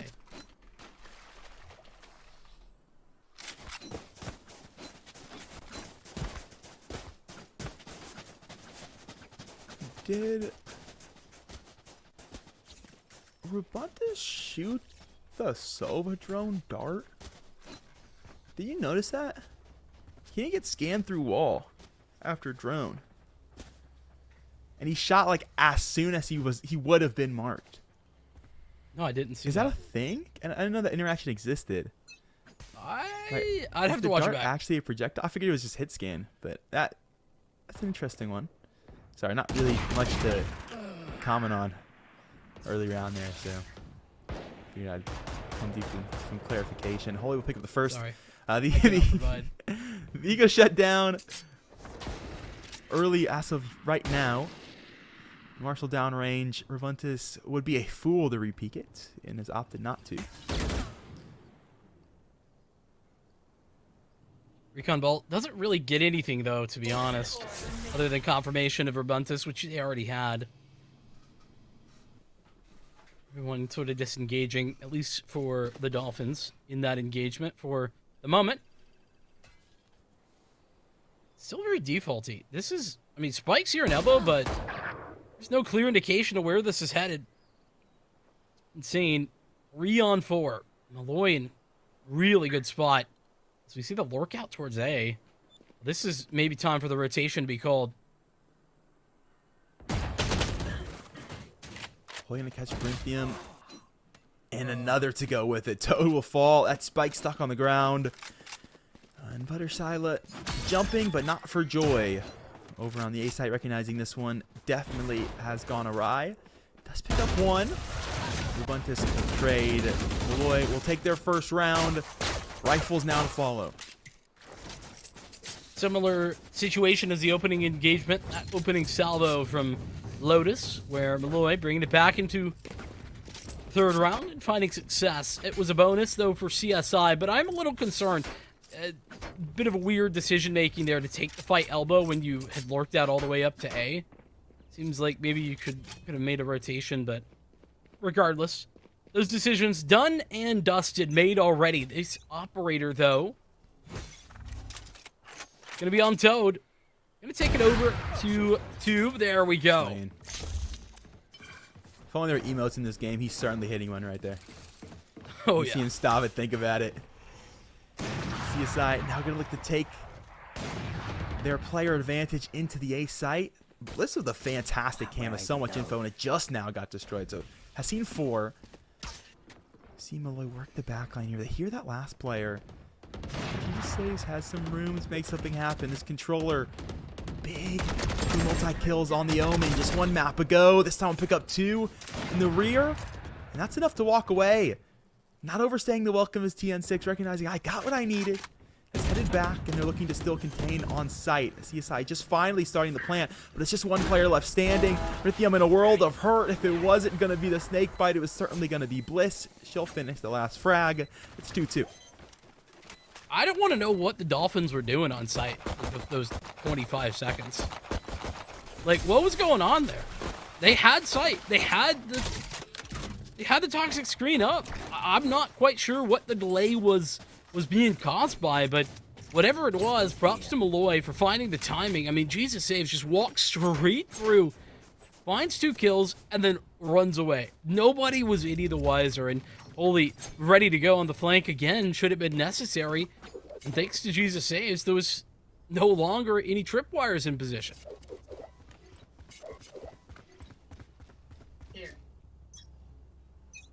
Well, this is a ambitious hope for them into this round. Some long-range weaponry. Try and get some space over at B, but it's at same space we saw the opening pick last round that we see the opening into this next one.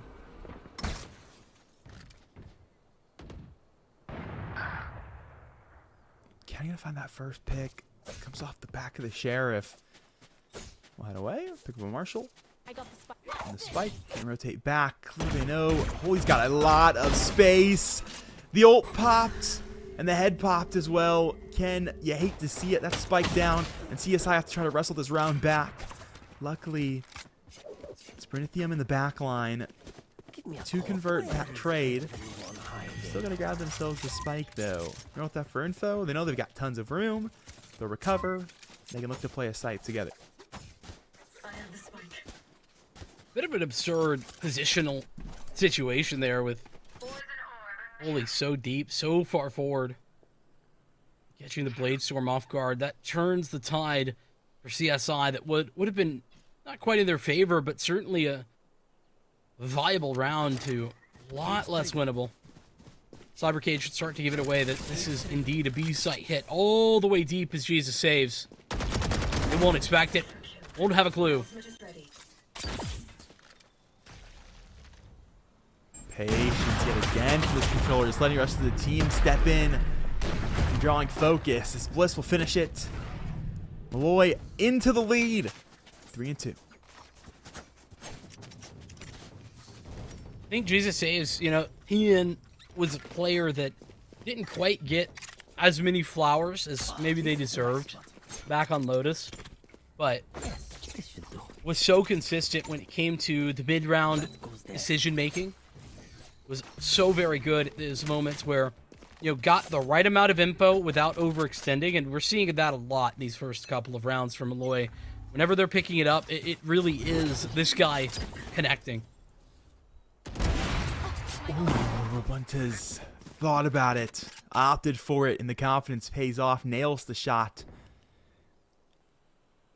That's an early advantage here in round number 6. It's been an awkward offensive half so far for CSI. Really struggling to find their footing in the early rounds, which has led to inevitably struggle in the mid stage of the round. Where do we rotate? What position do we actually take? As Max is already going to get behind this squad, is taking down Shiloh early. Holy has an angle. Rabuntas has an angle. Toad fortunate enough to trade, but now they're off site and known about, while the rest of the team from Molloy are able to swarm them. Max will pick it up. It's Molloy another round into their bag. They're 4-2 in the lead. And you know what's funny is the Dolphins, for how much they tried to stick together, they've been so disjointed on this attack. I think that's their biggest issue right now is, you know, outside of that round that they got flanked, they've just been all over the place, you know, having a lurker somewhere, somewhat separated from the actual take, which is typically okay, but it's been a problem for them. And in addition to that, right, these sites, especially A, where they've been the most, they're just so big. It's hard, it seems, for CSI to actually get into post-plant positions. I mean, they had the same issue in the pistol round, right? They just ended up playing a little ring around the rosy instead.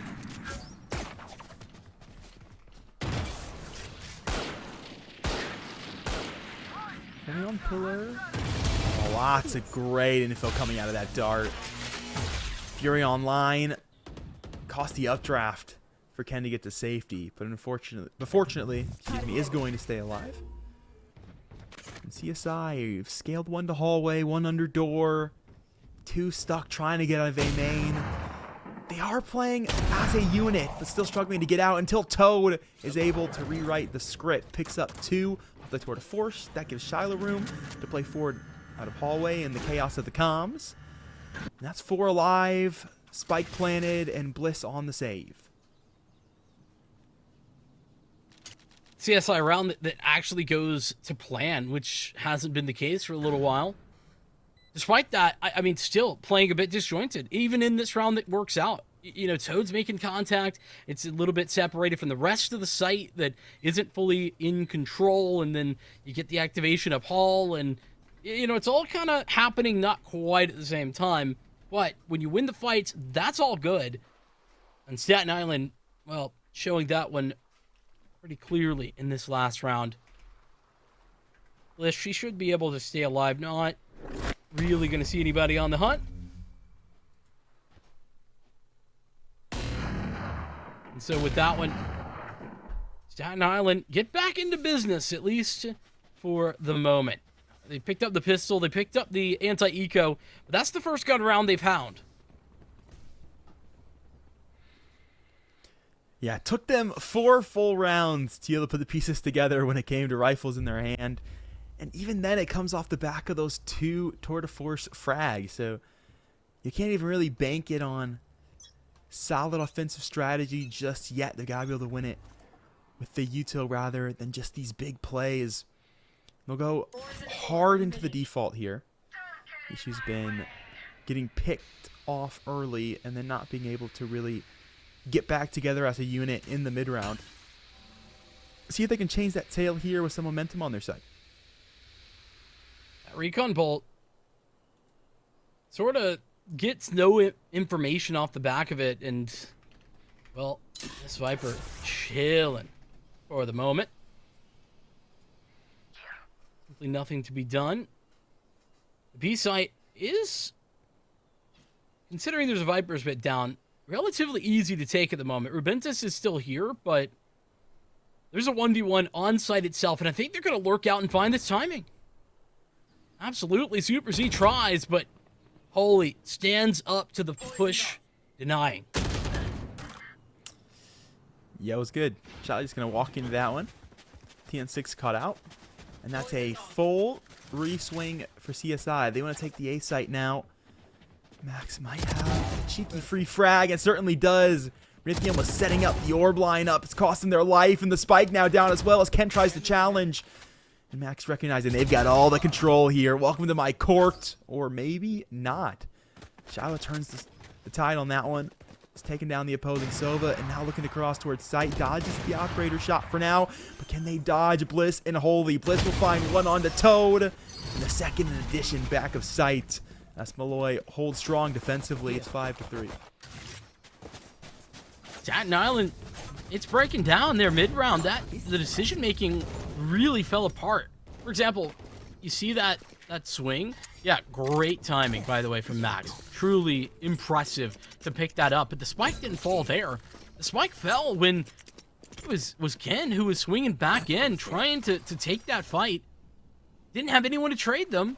Ends up going down. That's when the spike drops, and essentially you're forced to fight now in that disadvantageous angle. I think you really just needed to take that and run back to the A site, then worry about the flank at that moment. CSI, they're done with this split shenanigans. They're trying to stick together now. The default doesn't work. It's time for the full 5 contact. They're waiting that orb out. Toxin's almost running low. They're gone now. They're going to step into the Empress, though. And they do damage in the Queen's Court. Holy will pick up the first. Reventus another off the op. Shutting down any hope of them getting to mid-control. So seconds ago with it. Brinithium now to fall. It's all falling apart for CSI. The contact push couldn't even get started. Never got to throw the first piece of the execute. Shiloh will fire one back. They've still got time, a full minute. But they're down the extra players. Super Z out-opping with the Vandal, but caught by the Viper on site. I have the spike. Orb used against the defensive, though, to recover the spike. And it is a foot race for Shiloh with 30 seconds. It has the timing to potentially get there. Of course, Cypher in position, but racing not really for Shiloh, I guess. Will instead walk back out to B. Oh, and that's some phenomenal timing from Molloy. Not that it will matter. Okay, not gonna be impactful. Shock Dart coming in. Jesus stays on the other side, and this plant will go down, but the death will come very quickly thereafter.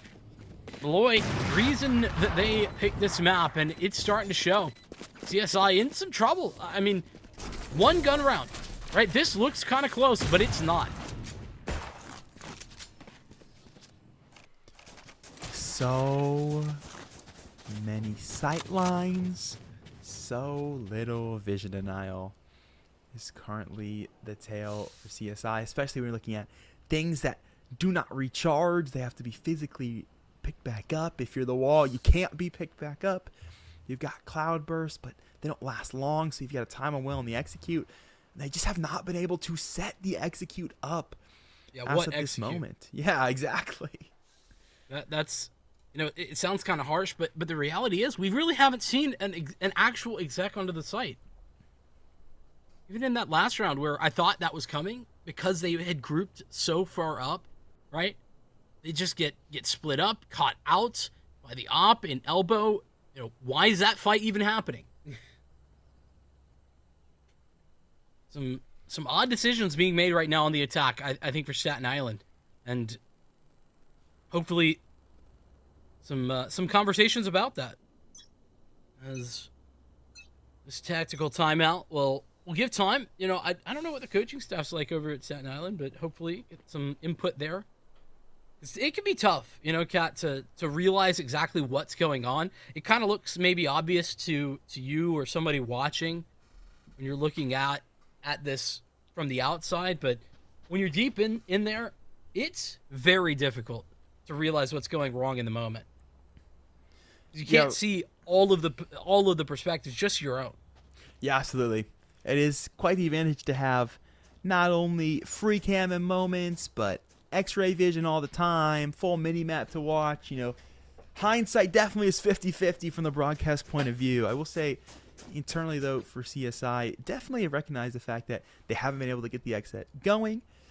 They certainly recognize mid-control is an issue for this team. When we look at things that they have and haven't done, we haven't really seen them, as a unit, take space in mid. We haven't seen them be able to get defensive util out. I'd argue on B, just a round to go, they're able to get out orb, but again, those are toxins that are going to come back. That orb doesn't need to move. It's in a good enough position. So they just got to be able to figure out how to get efficient space. I would like to see them out this timeout consider a look towards mid instead. We haven't really seen any effort into mid. I do wonder if Prometheum has an orb lineup for top mid that would allow them to at least get some sort of spacing. We haven't really seen that much intuition in terms of where the orbs are going for the attacking Viper, which I think is making it very difficult for this team who is playing a single controller. You're really relying on your Viper to be more than impactful, and they can't just play conditioning utility with that early toxic screen. That can't be your only relying factor. You really do have to have a decent orb to get extra space. That or you just have to play faster. Your Jet has to work quicker on the Cloudburst, and they haven't quite put the extra piece of the puzzle together just yet. Yeah, I'm right there with you on the mid control. I think that could be a really good idea for them to work towards, and it does with the question, right? We didn't see anything towards Nest. Anytime they've had to fight Nest, it's actually been bad, just not effective. It's been a very difficult fight. So, well, here we go, back to A. Here we go. Oh, holy. Doesn't even have to get involved just yet. We'll bait the heck out of Bliss, but it is blissful indeed. Picks up 2. And G's safe, tucked in a corner of their own. Up towards Halls, we'll find another. Out the timeout and into another round win for Molloy. Now at 4. I will say, the saving grace for CSI here is that they're playing double Sentinel. So they are playing a defensive comp.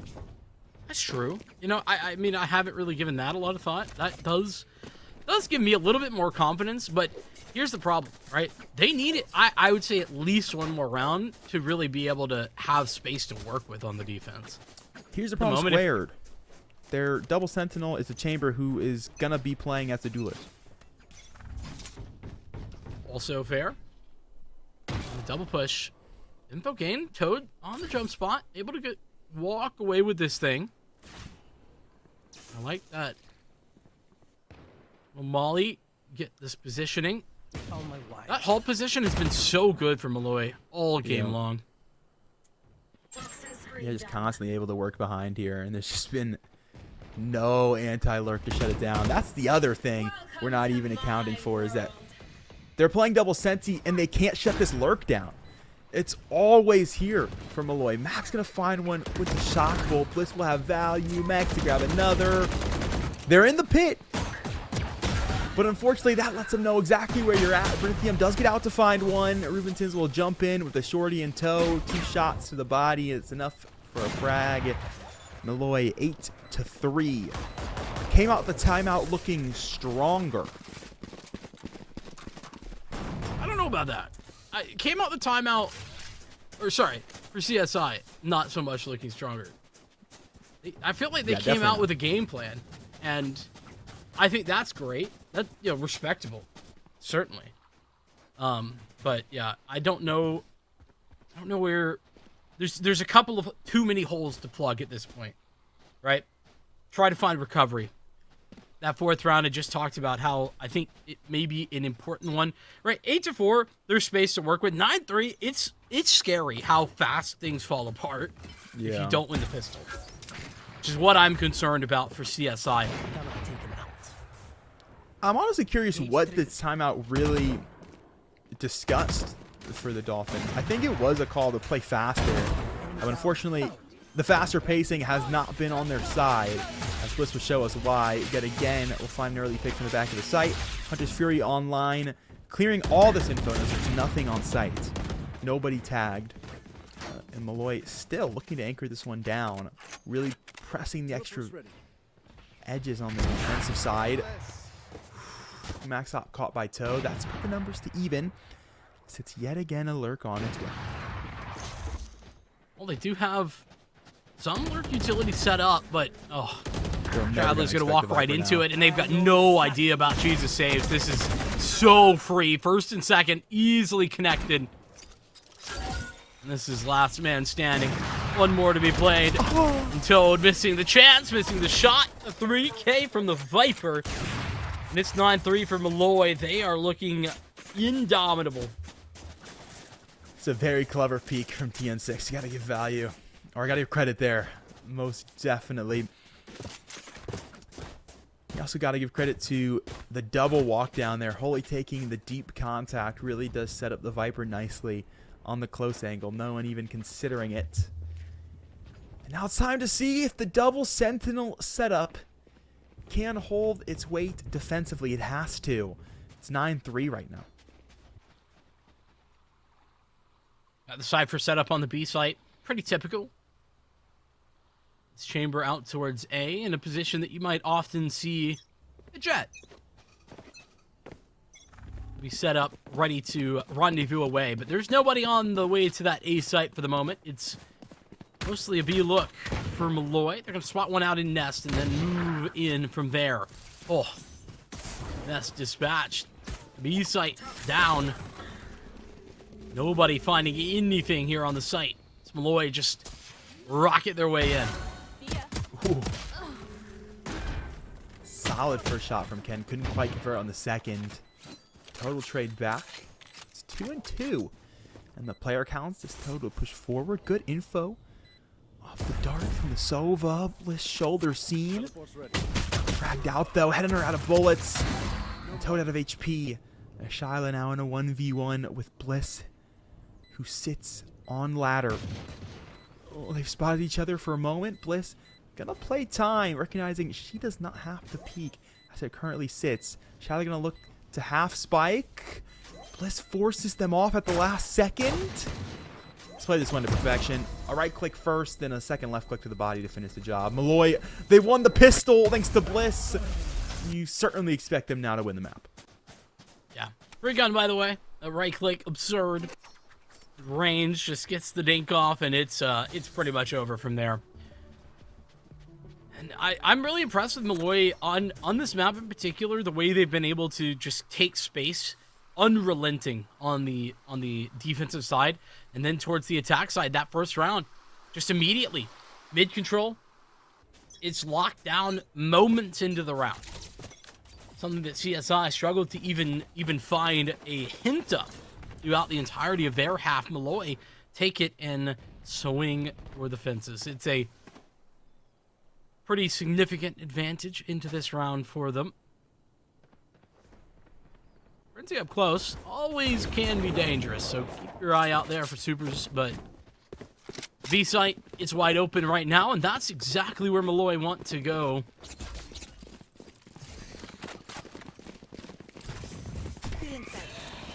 Molloy to waltz in, as you've alluded to. CSI on retake duty with limited utility. They'll get what they can. I do wonder how much that truly is. At the very least, this trip not going to catch much. Wall up for both sides here. Cut the sight into a pizza. Rithium up first. Will fall the Holy now quickly off the trade. Molloy batting down. A second rifle taken out the hands by Toad. Can't get much more than that. This will pick up 3 off the Bulldog. Still an outlaw in hand. So not the greatest weapons they actually could have taken out of that one for their bonus, but weapons taken out nonetheless. At 11-3 though, it doesn't matter. This bonus can be as bonusy as you would like it to be. Important just to make sure you can buy next round actually over anything. Because even if you just get 3 kills, that's still not a win, but close enough to it. With the amount of rounds that Molloy have to work with, I'd call it that. That's bad news. Dan had so many chances there to pick that up. Does damage. Another rifle for the Rifle Kings of Molloy. They're happy to have that one.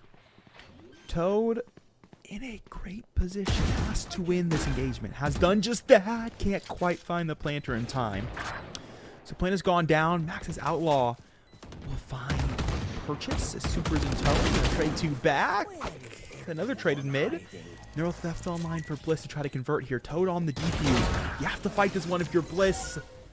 is able to find one, but it's the diffuser to step off for a moment, so Toad can find the frag. A 3K for the chamber, a defuse on his way, and CSI keep it alive, 4-11.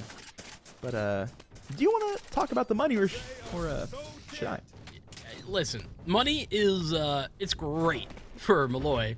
It is big bad. It's not good at all for Staten Island. The Dolphins are broke, man. They are broke. Fortunately, they have a tour de force. But hey, listen, struggles aside, just quick praise, right? It's so easy for Toad to just sit on that diffuse and think, I've got it. But popping off of it, right decision. Really pays off.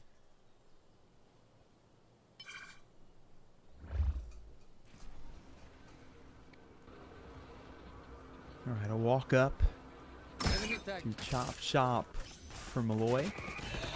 Brilliant off the drone. They've cleared space rather efficiently. They'll dart back of sight. And just like that, they've got room onto A. Toad with the tour de force. This wall about to go down is going to have the chance to catch at least something on the cross here. Back towards main. But no one's moved a muscle.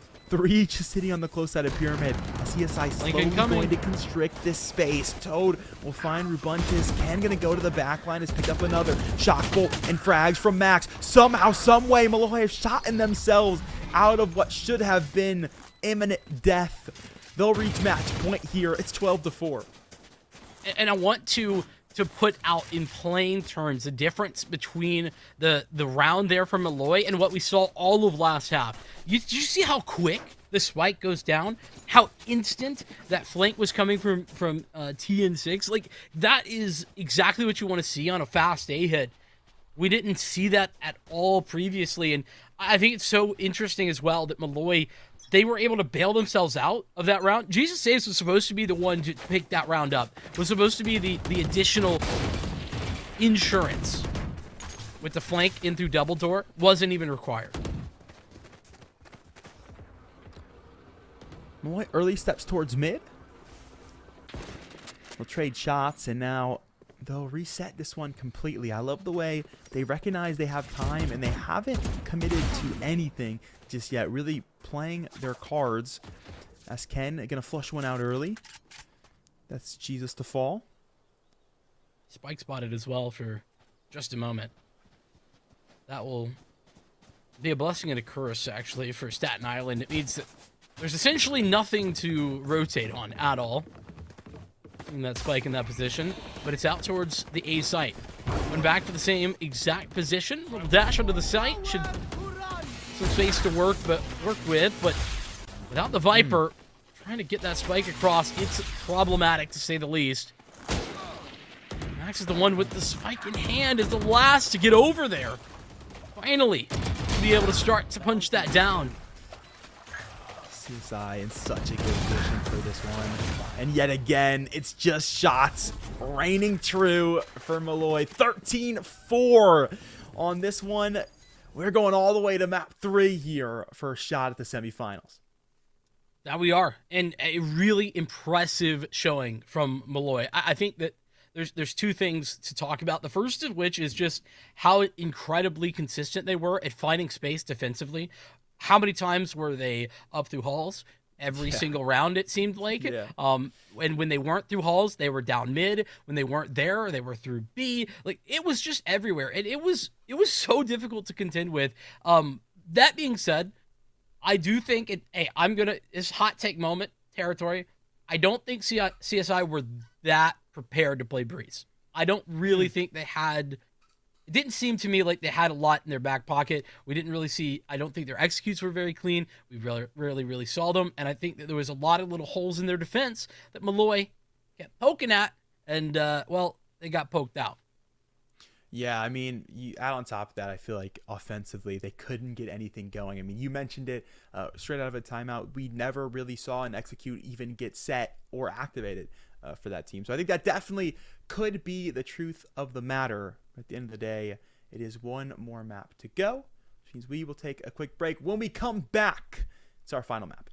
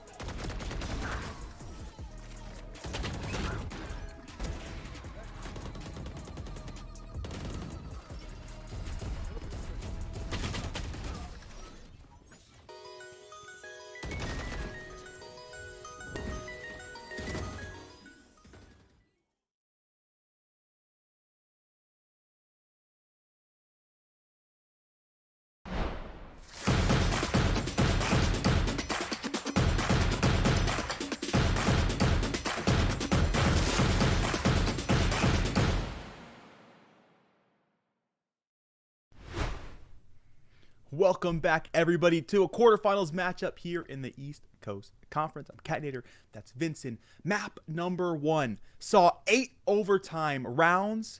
Map 2 was 9 rounds. The difference. Now it's time for map number 3, Icebox, our decider to determine who's making it to the semifinals. Yeah, and I think that difference is underscored by the fact that the Dolphins pick up a single gun round. One gun round. Otherwise, they had a pistol win, an anti-eco, and a bonus that they won out on. Like, that really does sell how strong I think Molloy were on their map pickup Breeze. But Icebox is where we're headed, and listen, it is time to jump right into the action. Agent Select, I have been told, is ready to go. And here's the thing, Kat. Honestly, with how dominant Molloy were, I'm not sure what to expect, but I think that the momentum for Molloy is at an all-time high. Oh, absolutely. Most definitely, especially with the fact that they played so much better mechanically. We're looking at a map that has so much potential to be dominated by efficient duelists and big fraggers. Rubuntis going to be on the Jet again for this one. Max again on the Sova. We'll get wholly onto the Yoru. And I'm not discounting this one by any means. They've had a fantastic job walking through Tube in last series. That can translate into this game. That Euro TP gonna have value as well. And we'll see if Staten Island are ready for it. Looks like we'll get single Conti on both sides of the coin here again. I think this is the most normal comp we've seen from Molloy all series, ironically, even though it does have the Euro into it. For Staten Island, I do like the fact that they're looking, at least right now, to play an actual flasher into this map. I think one of the biggest pitfalls for most teams when it comes to playing Icebox is they run initiators, but they don't run a flash. And then no true flash usually means it's quite difficult to execute and or retake. Yeah, it can be. I'm definitely with you when it comes to that. I think that can be a difficulty, but Staten Island are going to be locking in that KO. And as much as you were talking about wholly on this Euro, I've seen some very fun, very dynamic Euro plays on Icebox as of recently, and I think that listen, I'll keep it a buck. It's hard to get value out of the Euro. I think just inherently, it's a difficult agent to play. But if you can, I think, get value out of his flashes, I think that's like step number 1 to being a really strong Yoru. Everybody wants to be the flashy Yoru. Everybody wants to like be coming into the back line and like dominating their way through a game by, just catching people unaware. You don't have to do that. You just need to get the value out of the small things, and that's what I'm going to be looking forward to. That's what I'm going to be looking at to be seeing this Euro. Get in the back line, help my team win game. Walk at the enemy as if I'm the bot, turn on them, shoot them, post on TikTok. Weighing the options, the latter looks a little more fun, Vincent. I'm going to be honest. It does. See, make a TikTok clip. That's why it's so difficult, because you got that little voice in the back of your head, Kat, the entire time whispering you're like, but the TikTok clip, you can have all the views. Yeah, and then all of them, could be yours. I get to post it from the broadcast perspective. I get to use the Texas Geek voice. I made the other team look silly in quarterfinals. It's free views coming in as Molloy looking to get themselves into the B site early. Holy going to find the first instantaneously. Traded by Toad, who's going to hold all this space in kitchen. Lithium trying to cook up over here on yellow. We'll grab just one. Trades back with Molloy on this B split. So far, so good. Winning the trades efficiently. Shiloh going to fall on mid. That should about wrap up the round, unless Toad has something to say about it in a 1v3. Oh, we have seen some clutches before. Remember all the way back on Lotus, it was a 1v4. That was for Molloy, though. Now Toad need to do something similar. Oh, getting flanked this timing. That's wild. Almost had Jesus save looking the wrong way, but not going to happen. And Molloy will pick up another pistol. That's 2 in a row, actually. They picked up the second half pistol on Breeze, and now Icebox is there as well. But time to get down to business. This is, things were a little bit less serious back on Breeze. At least you could understand, hey, we have that map win already. Now there's no more extra chances, Cat. That there aren't. It is unfortunate for CSI. It would have been good to secure some momentum back off the pistol. Unfortunately, the train that is Molloy University keeps on rolling. 4 up early A. They've seen nothing, so they'll look to potentially work towards the flank, and they absolutely will. Be a TP over for the remaining player, and everything headed towards B right now. So Molloy just going to walk in. Plant's going to go down. Shouldn't be the most difficult post plant in the world, but anything can happen. I didn't jinx it, just in case. You know, gotta cover your butt. I understand. Got to. Fair enough. But CSI, I mean, to be fair, trying to take fights together, which, you know, just as a more macro point. Oh, okay.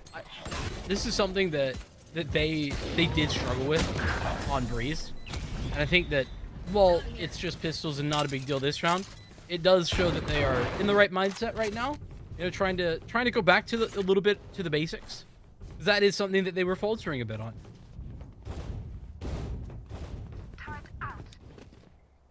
You know, I gotta say, this Force Buy honestly feels very strong. 3 Spectres on a map like Icebox. They've been closing the distance very efficiently. The Outlaw is pretty decent. And that Bulldog, 1 burst and kill to the head. So I honestly feel like Molloy have a good chance to win this round, despite what technically is lower weaponry, especially now they just pick up a Vandal, and they've got a free walk towards that A set. This is going very fast, or not. Was going very fast. All of that's just a fake out with the Yoru. Full rotation, everybody for the Dolphins. They're all headed towards A, but just now, right at this moment, they start to get interested about, okay, hold on, there's nobody here, nothing's happening. Why aren't we seeing players? And Molloy, they miss their opportunity to try and take some fast space, but what they do in missing that is allow for CSI to just spread back out into a more default setup. 2 players somewhat committed to each site, more just 1 with a heavy commitment and 2 towards mid.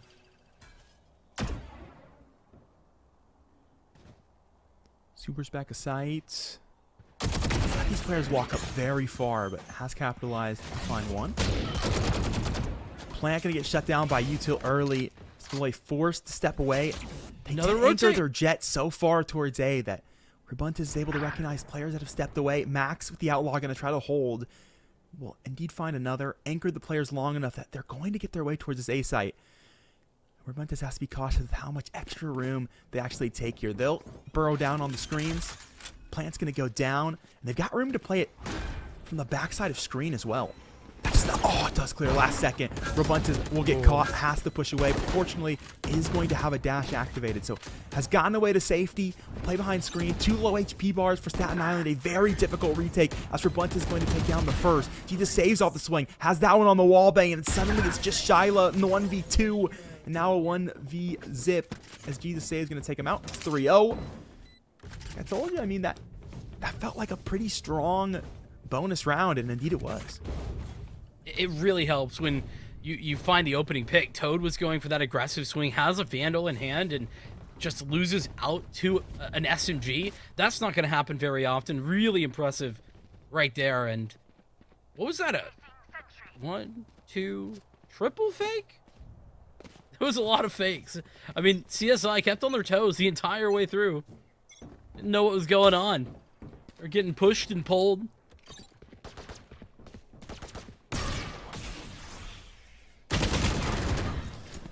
Super's hoping to capitalize on something early.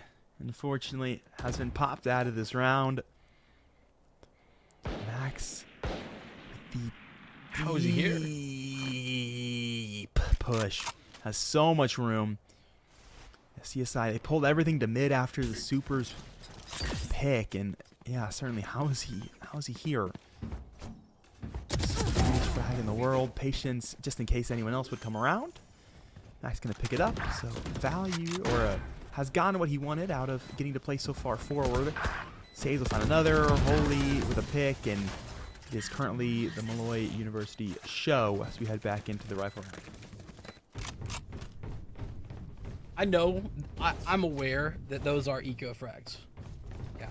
But it just, the confidence and the amount of space that they were given, all of that really just gives me confidence about what this Molloy squad is doing off the back of Breeze, right? A second time on an eco as well. It's been a flawless one. Their money is really strong, right? Nearly 9K there for Jesus Saves after the buy.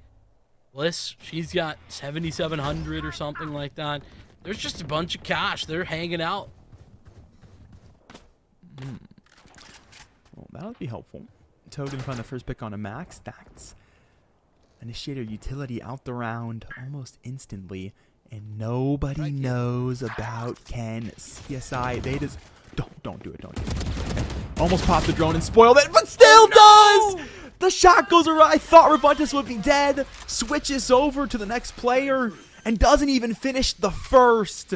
It's all gone awry. Viper's Pit online, and Molloy now complete control of the ace site. What started as such a confident defensive round has turned to disaster. I'm speechless at the moment. Molloy by no means should be in this position, but here they are. CSI, honestly, just sending up prayers, hoping that they can get something into this, and Supers is so vulnerable. Grantham at least gonna pull something back. Nice check, but Ventus too quick for him. Grantham will walk away from this, or at least try to. Gets another exit frag for the trouble. Even still sticking around, will keep the rifle in hand. Ventus is dead. He's rich. I mean, that's true. Just being extra double, triple, quadruple sure that nobody can defuse. Well, I don't hate that either. I mean, just in case Corinthium does stay screen, maybe looks for the exit, sticks around longer than his welcome. I think it is worth it there for Buntis to lose his rifle if it means they get the extra rifle out of CSI's hands. It doesn't come to fruition, but regardless, they're rich. They don't care. They have money. They certainly will use it to rebuy.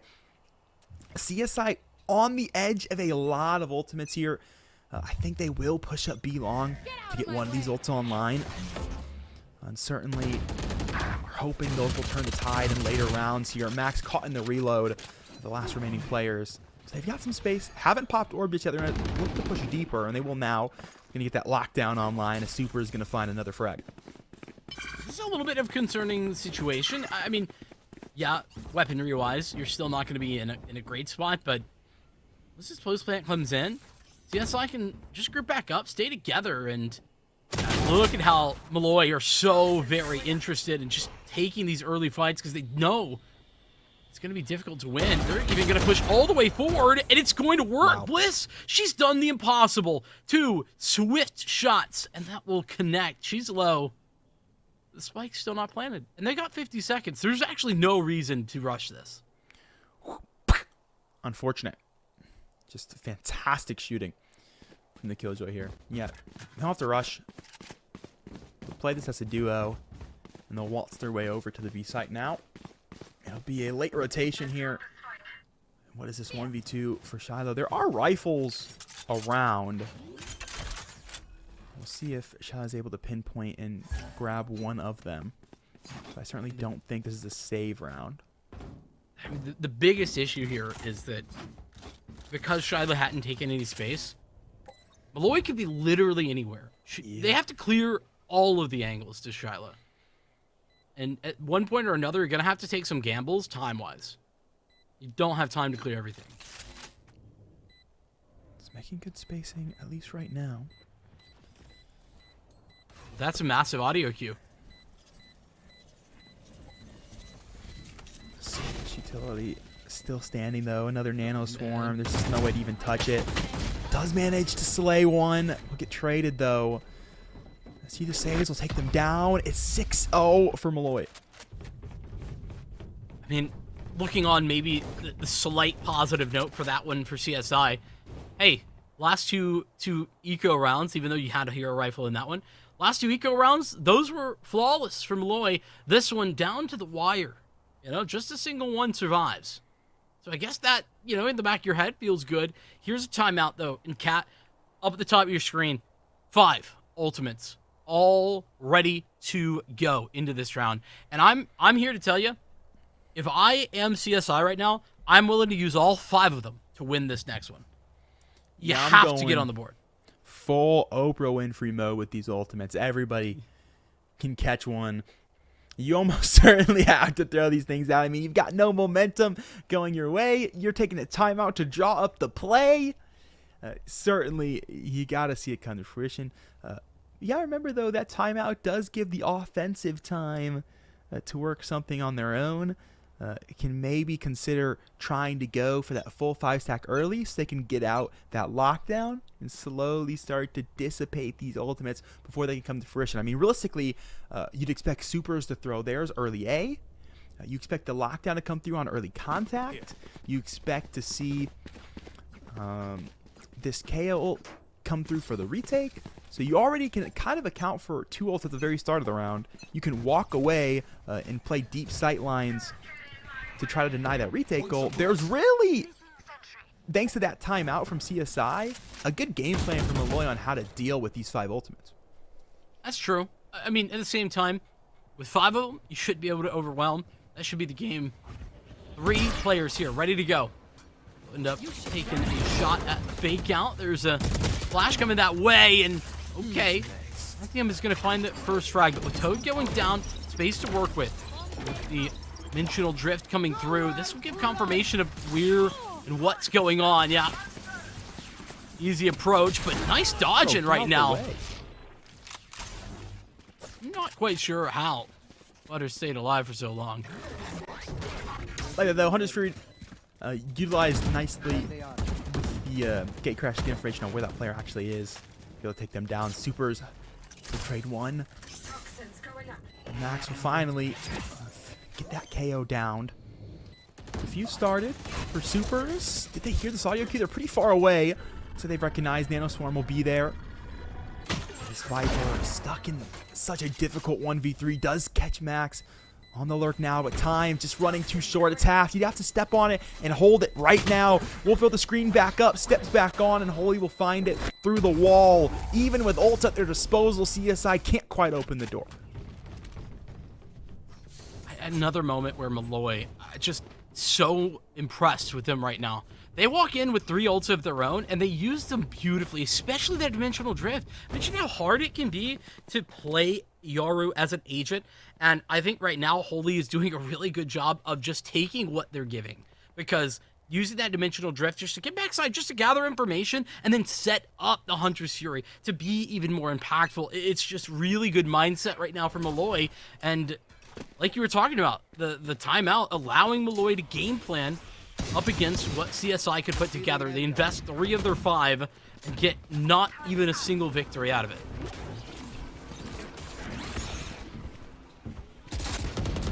Cloning first, totally to follow.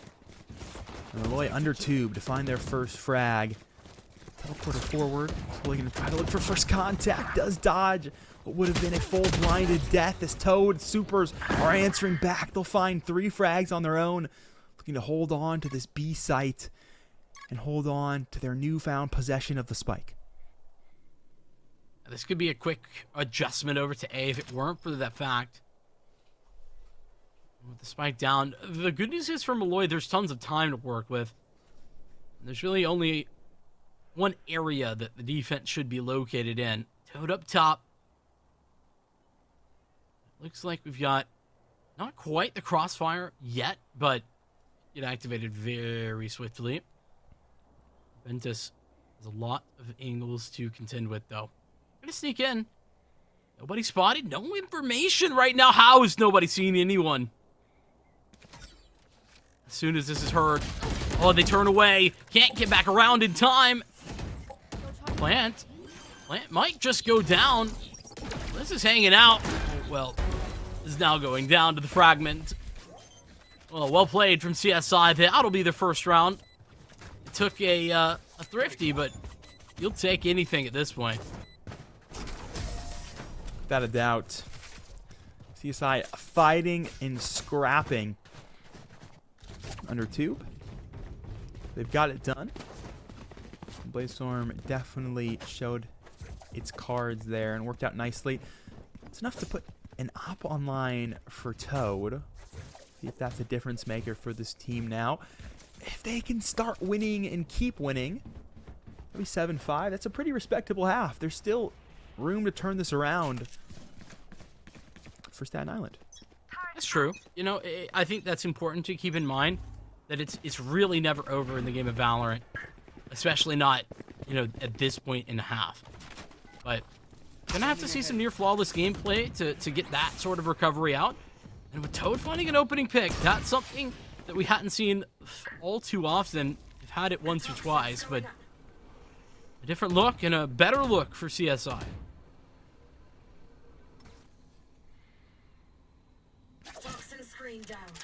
That early pick really taking wins out of the early round sales for Molloy. Max will hold this space towards mid. Has seen nothing. Trying to see if players will pull the rotate off of B. That'll allow them to pick up one early. He'll step forward now. The rest of his team will step forward on towards A. That toxic screen working against the Silver right now. Knows they need to move quickly. And has done just that. It's picked up 2. And now can focus on the players coming to spawn. Fortunately, they've traded it back. Jesus Saves will catch supers. Now keep the pit activated for a 2-on-2 retake. CSI at the disadvantage. There's no recon bolt. That's a big piece of utility would have liked to have in this type of scenario. Spam. Oh, it's so close. And there it is for Toad. The pit's still up. And now Jesus Saves doesn't even need to slink away. We'll just take the fight straight up against Brantham. And oh my goodness, Molloy, the mid lurk from Max, just dominating. That confidence too from TN6 at the end of the round. Has the first and does not slink away from contact with the second. Stays there, knows the reswing is coming, and still so confident in their own rifle that they feel like they could win it. And that they could. But yeah, that mid lurk, man. Max, patient as ever, waiting to see if they get a peek from heaven. They did not. So they're able to slowly inch their way up, step through the screen, and on fantastic timing as well, making sure those screens players would not be looking, and no one else would be spawned yet either. Toad's Marshall shot gone awry, has not found anything. Down B long, but has a ton of info with that second peek. Saw 2. Definitely knows this one's coming his way. He's got his team here to help, but fighting against all these rifles, what can CSI truly do? Well, they can get out. Or at least Toad could get out for a second. Holy! We'll just take a fight. You can stick around for a second one. Fight can go down. The nanoswarms that were set up, they've been dispatched, and now the nanoswarm placer has fallen as well. Generally gone. There's not much left as, well, couldn't even get to Snowman, really. Didn't even take that fight. Molloy, after a close round, after a big clutch, they just walk into B. It's as if it's theirs. Took that space with some intention behind it.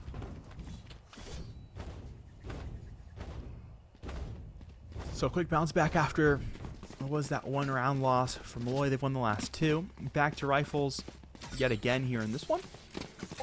CSI looking like they're going to change up the tempo defensively. They want the smoke here. Be long with rifles in hand. They have the shots to back up this level of aggression. You fool. He's not real. Rebunt is going to take him down as they're staring at the clone. Look at both. And just like that, the defensive aggression has faltered yet again. Molloy walking their way towards the B site. I hate it because I love the idea there from Staten Island. That's actually, like, game plan wise, it was a good one. But it does come down to the execution, and the execution fell flat.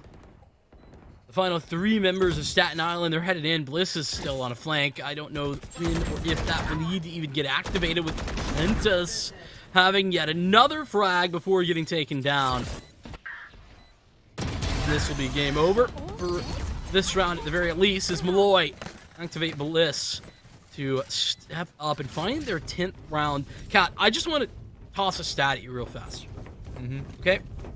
Molloy, out of the last, do some quick math, 28 rounds have won a single gun round.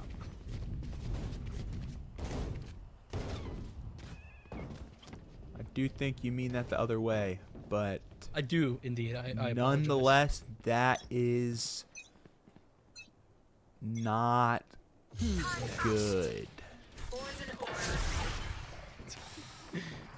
But now that they don't have guns, that could mean they win this round. You were really They don't win really gun rounds. tried for a Maybe they turnaround win there. the eco rounds, perhaps. Holy coming out of the gate crash and into trouble. That's put rifles in the hands of one player. Toad with the judge to get some damage done. You've spoken this into being. And Supers with the Spectre downrange. It's all coming together. Or is it? Max gonna pick up one. Has traded the Viper back with the rest of the team still swinging. It's Max in a 1v4. Has picked up the first frag for his team here. Need an ace to convert this round before we flop the sides. The second picked up. So it's another 1v1 peak. Another one on its way. And Ken is able to convert this go around. So he swapped the sides at CSI to win a non-gun round to take it 10-2. I can't believe that that worked. That is absurd. For the first time, though, Molloy actually start to get a little goofy, a little silly. You know, they are up really big in this one, and I think that another point that I really have been impressed with for Molloy is how very serious that they have been, even when they have such a lead. The first time, letting it loose a little bit, you know, getting a little bit wacky. The dimensional drift into spawn, and then jumping out of that dimensional drift with 3 players right around you. It was ambitious. I'll say it. It was ambitious.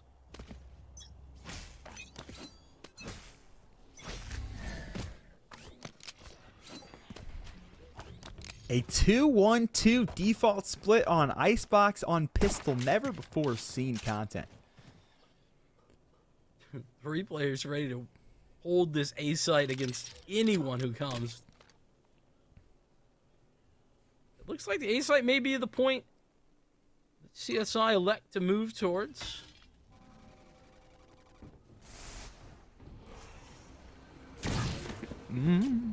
Late screen peek from Rabuntas. Not enough to give Toad that shot, and Rabunta's going to step down now. They're still holding the space on the lurk. Util activated from the KJ. Ken will activate their pistol, the frag one. They broke all the defensive util, and they are waltzing away, but Max has the angle up mid. It's picked up 2, not quite the third. But there's another player here from Molloy. They're hanging out. Meanwhile, on the site, Bliss takes out Ken. Shyla gets a shot, but there's no way! What happened? Team 6 gets away with that. I didn't see it. I did, unfortunately. A 1v2 remains for Toad in a round that you don't have to win, but you certainly should. You have to win. Vincent says you have to win. Toad Plant's gonna go down. First player on the verticality caught. Bliss knowing about. This shot has to rain true. And so does the second and the third after, but none of them find purchase. Bliss yet again in a final fight to convert for Molloy University. They'll take the pistol. They're up 11-2. Oh my goodness. That first shot was incredible. Too bad it can't be parlayed into something more, into something a little bit clutch. Not seeing, and here's why I'm saying must win, because now you're into a force fight. As much as these forces on Icebox especially, I mean, they work a lot. I think more so than other maps, but Molloy have been so very consistent with these types of weapons themselves.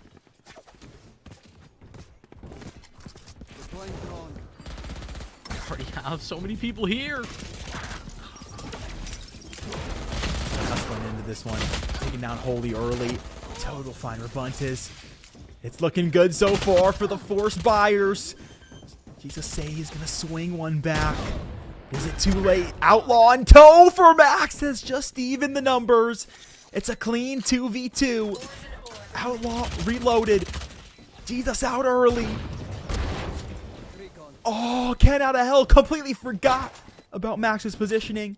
That's a third picked up now. And Molloy, the player advantage. And Bernithium just looking to hold on. Oh, and just gets baited with the shot, or rather the recon bolt. What a turnaround from Max. It's a quick double the first 2 shots on the Outlaw. Like you say, Ken just forgot about Max's position. Didn't realize where they were located. Too worried about getting shot from heaven. I mean, oh. If you don't win that round, I'm going to say it might be a little bit over.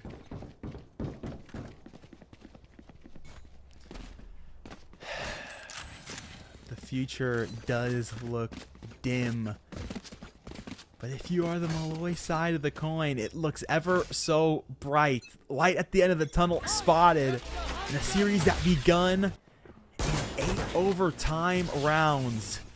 It could end with a very dominant Molloy University performance. Yeah, it's okay. Just to be sure. Yeah, just in case. Never know when they're just going to walk at you. Pick up a first shot, and Ventus from the top ropes is able to connect. Adjustments are needed as it's Max to find the shots on the Outlaw. Guess who? Viper versus Viper at Supers. Tapping on the spike. Doesn't want to overcommit, and so TN6 is wise to that possibility. They'll swinging wide, and Supers will keep them alive for another round to CSI. Staten Island not willing to go into the night quietly. Both teams with limited econ in this round. Whoever makes the call to buy into it regardless certainly is favored to win this one. I like this call a lot from MU. Recognizing, okay, we can't really get a full buy into this one. Let's just save all our coin. Obviously, they've got to buy. They're down rounds. We are not. We've got a sick lead. We can lose a round here and then come back with a full buy, and that's exactly what they're going to opt to do. I'm right there with you. I think a lot of teams, their mindset is the opposite, right? It's more like, we have rounds, so let's just screw it, let's force. But I think this is the better option. I can't believe it, though. Max has gotten the opening engagement already. CSI, they're not just working from behind when it comes to the round count. The man count's getting lower as well. Plus, this is now awkward for them because the only player with a gun is Max. That's the only player they've seen or heard fire thus far. So they may expect this one to be a bought-out round from Molloy. As Max continuing to put the work in, has picked up 2 now. 2 unrecoverable rifles, unfortunately. A third picked up. Max is single-handedly deadlifting this team 4 in a round where he is the only player with a rifle. And that is enough to secure the whole series, to secure semifinals. Molloy University take it 2-1 over CSI. And just dropping 7 total rounds of the last 2 maps after that incredible overtime.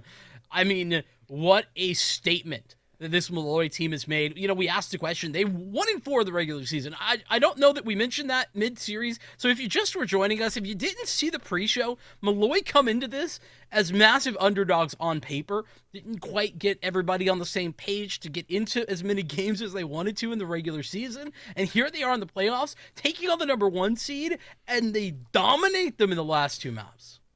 Yeah, absolutely. I mean, you gotta give the love and the appreciation to the Sova of Max. It's that 4K with the Outlaw. It's that 4K with the Guardian. Just 2 rounds apart are both of those rounds. And man, does it make all the difference for this team. A guy that really just showed up, quite simply. I mean, the way they're able to turn this series around as well, the way they looked so dominant. 9 rounds of the lead on map 2. Straight into what is so many rounds to have the advantage on into Icebox, a team that just looked good and showed up, and certainly is going to show up for semis the same way. Yeah, and especially holding off CSI, considering CSI picked up a single gun round over the last 2 maps as well. That, I think, is going to live rent free in their head until next season, to be honest with you. Regardless, I mean, I think some individuals notable to talk about for Molloy. It's hard to pick anyone in, like, specific out, because I think this is an impressive situation where a lot of times in the game of Valorant you have one or two players that are kind of the it factor. I think everybody had their moment. Everybody did. I think that Bliss was incredibly clutch. Max, obviously, man, late into that game, really took over as a star. But realistically, everybody on the side of Molloy really did have a fantastic series. Yeah, that they did. I cannot wait to hear from this team, if not just one player. When we come back, we'll talk to Molloy, see how they're feeling about their trip to semifinals. Don't go anywhere.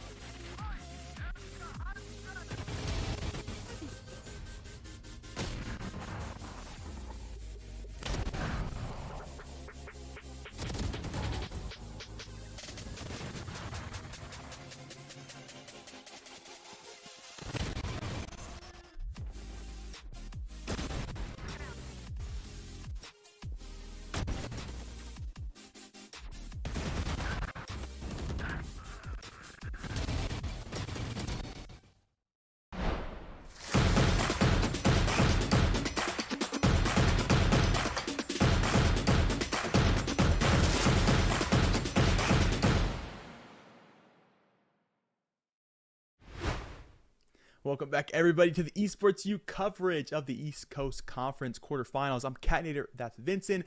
We just wrapped up a 2-1 series, sending Molloy University, the 7th seed, to the semifinals over 2nd seed College of Staten Island. And we've got not just Max with us here, we've got the entire Molloy University squad to talk to us about how their performance went and their trip to semifinals. What's going on, guys? What's up? What's going on? I like the energy in the room. And before we get into any of the nitty gritty of it, Max, 2 different 4Ks at the end of map 3. How did that feel? What was going through your head as you were tapping down some? You know, they call me Max the 2-game warm-up, so I wasn't surprised, you know, at the end there when I started cooking. Yeah, honestly, some of the Guardian shots I hit, I laid back in my chair. I was like, okay, I don't even know what happened, like, honestly. I like that. Humble and efficient. 25 and 10 on map 3. So certainly a 2-game warm-up. It worked quite nicely for you. Always does. Listen, you might say the 2-game warm-up, but you were looking pretty warmed up, even all the way back on Lotus, and that's where I wanted to start. Talk to me about kind of like the duels that you were having with Toad, especially. There was a lot of back and forth, and you really heated up towards the end. Obviously, didn't end up winning that map, but can you kind of tell me how you were approaching those duels? Yeah, so quite honestly, we probably should have won that overtime, like 4 overtimes in, 4 overtimes back. We made like a lot of crucial mistakes, and like most of that game was just like us not being warmed up. Most of us only played this game on game day, and most of us play like just Rainbow Succeed. So like, I'm not surprised, you know, but we definitely could have played better. We tried setting up the op as much as we can and like faking sites or whatever, but like, you know, eventually they have so much util, it was kind of difficult. Also, props to Toad, let's say. He did play insane in that game. Let's give a little credit to that team. They played very well, especially. Yeah. And that kid was insane. So let's keep it cordial. That kid was very good that game as well. And it was very hard to shut him down. So, but, yeah, for sure. Yeah, it's a tough one. And I actually want to zoom out a little bit and talk about you guys' general season, because we haven't got to talk to you guys very much. What kind of was like going on with this regular season situation? My understanding is that you guys couldn't get scheduling figured out, but obviously you come in and you smack around a top seed. Clearly you have the skill. Why were you guys 1-4? Yeah, so there we go. Do you want to take that? Yeah, so all of our schedules like really conflict this semester. So like if teams don't like work with us to move around the games and whatnot, like it's kind of hard for us to actually get practice in. And even with like normal practice days, it's hard to get those in too. So pretty much every game we played, we were figuring out comps. So we still kind of are a little bit. So yeah, every game we played was really just a test run, to be honest. So but now we're on like game day. We actually have our comps finalized and whatnot. That's very interesting. Only able to play on game day. Trying to finalize comps and still looking so good.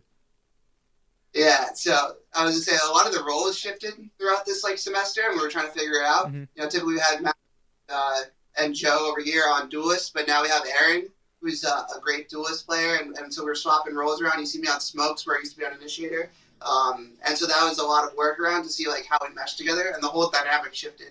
So it took us a while to get used to each other, and the play style a little bit different. But now that we're kind of locked in, we're rolling. So. Yeah, locked in indeed. Locked in so much so you're going to the semifinals. Now, this is a repeat matchup before one that you guys won as well. Did it feel harder this season than it did in the fall? Honestly, like the first game, it was like, what is going on? It was like, you know, super, super difficult. And like obviously Toad was playing like absolutely insane. And I just don't think we were expecting that. But kind of like after that first game, like once we kind of like got used to their play style, it was a lot easier from there. But yeah, they were definitely more difficult to play in that first game than we would have expected.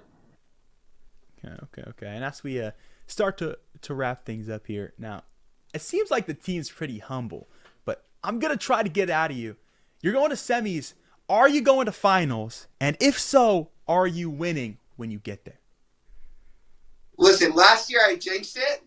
No, we're not going. So good luck to the other team. I'm sure they'll make the finals and they'll win everything. So the reverse jinx.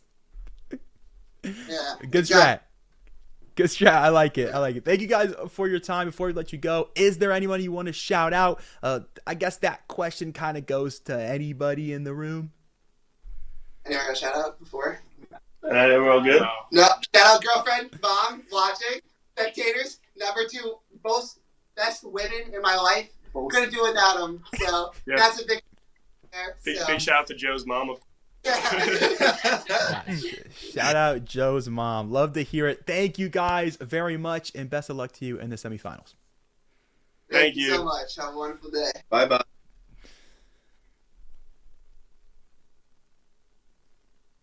Real. Very real. Shout out Joe's mom. The vibe in that room just seems like so much fun. I'm kind of disappointed I'm not there. You know, that's what I'm taking away from that entire interview. Everybody seems like they're just having a great time, obviously off the back of a massive win, but yeah, I'm excited to see what this Molloy team can continue to look at. It's really cool that they like edged their way into playoffs, and now everything's starting to click. Yeah. It's crazy that there's so much synergy as well for this team that is only able to really band down and play together on game day. I mean, that's ridiculous odds, but hey, it works out for them, and that's going to be what works out for our series here tonight. Tomorrow, back here on Esports U, it's the ECAC League of Legends. Playoffs continue at 8 p.m. Eastern, so make sure you're here. You're checking out the action on the Rift. But for tonight, I've been Catnator. That's been Vincent. It's been a pleasure to be with you guys tonight. Stay safe, and we'll see you later.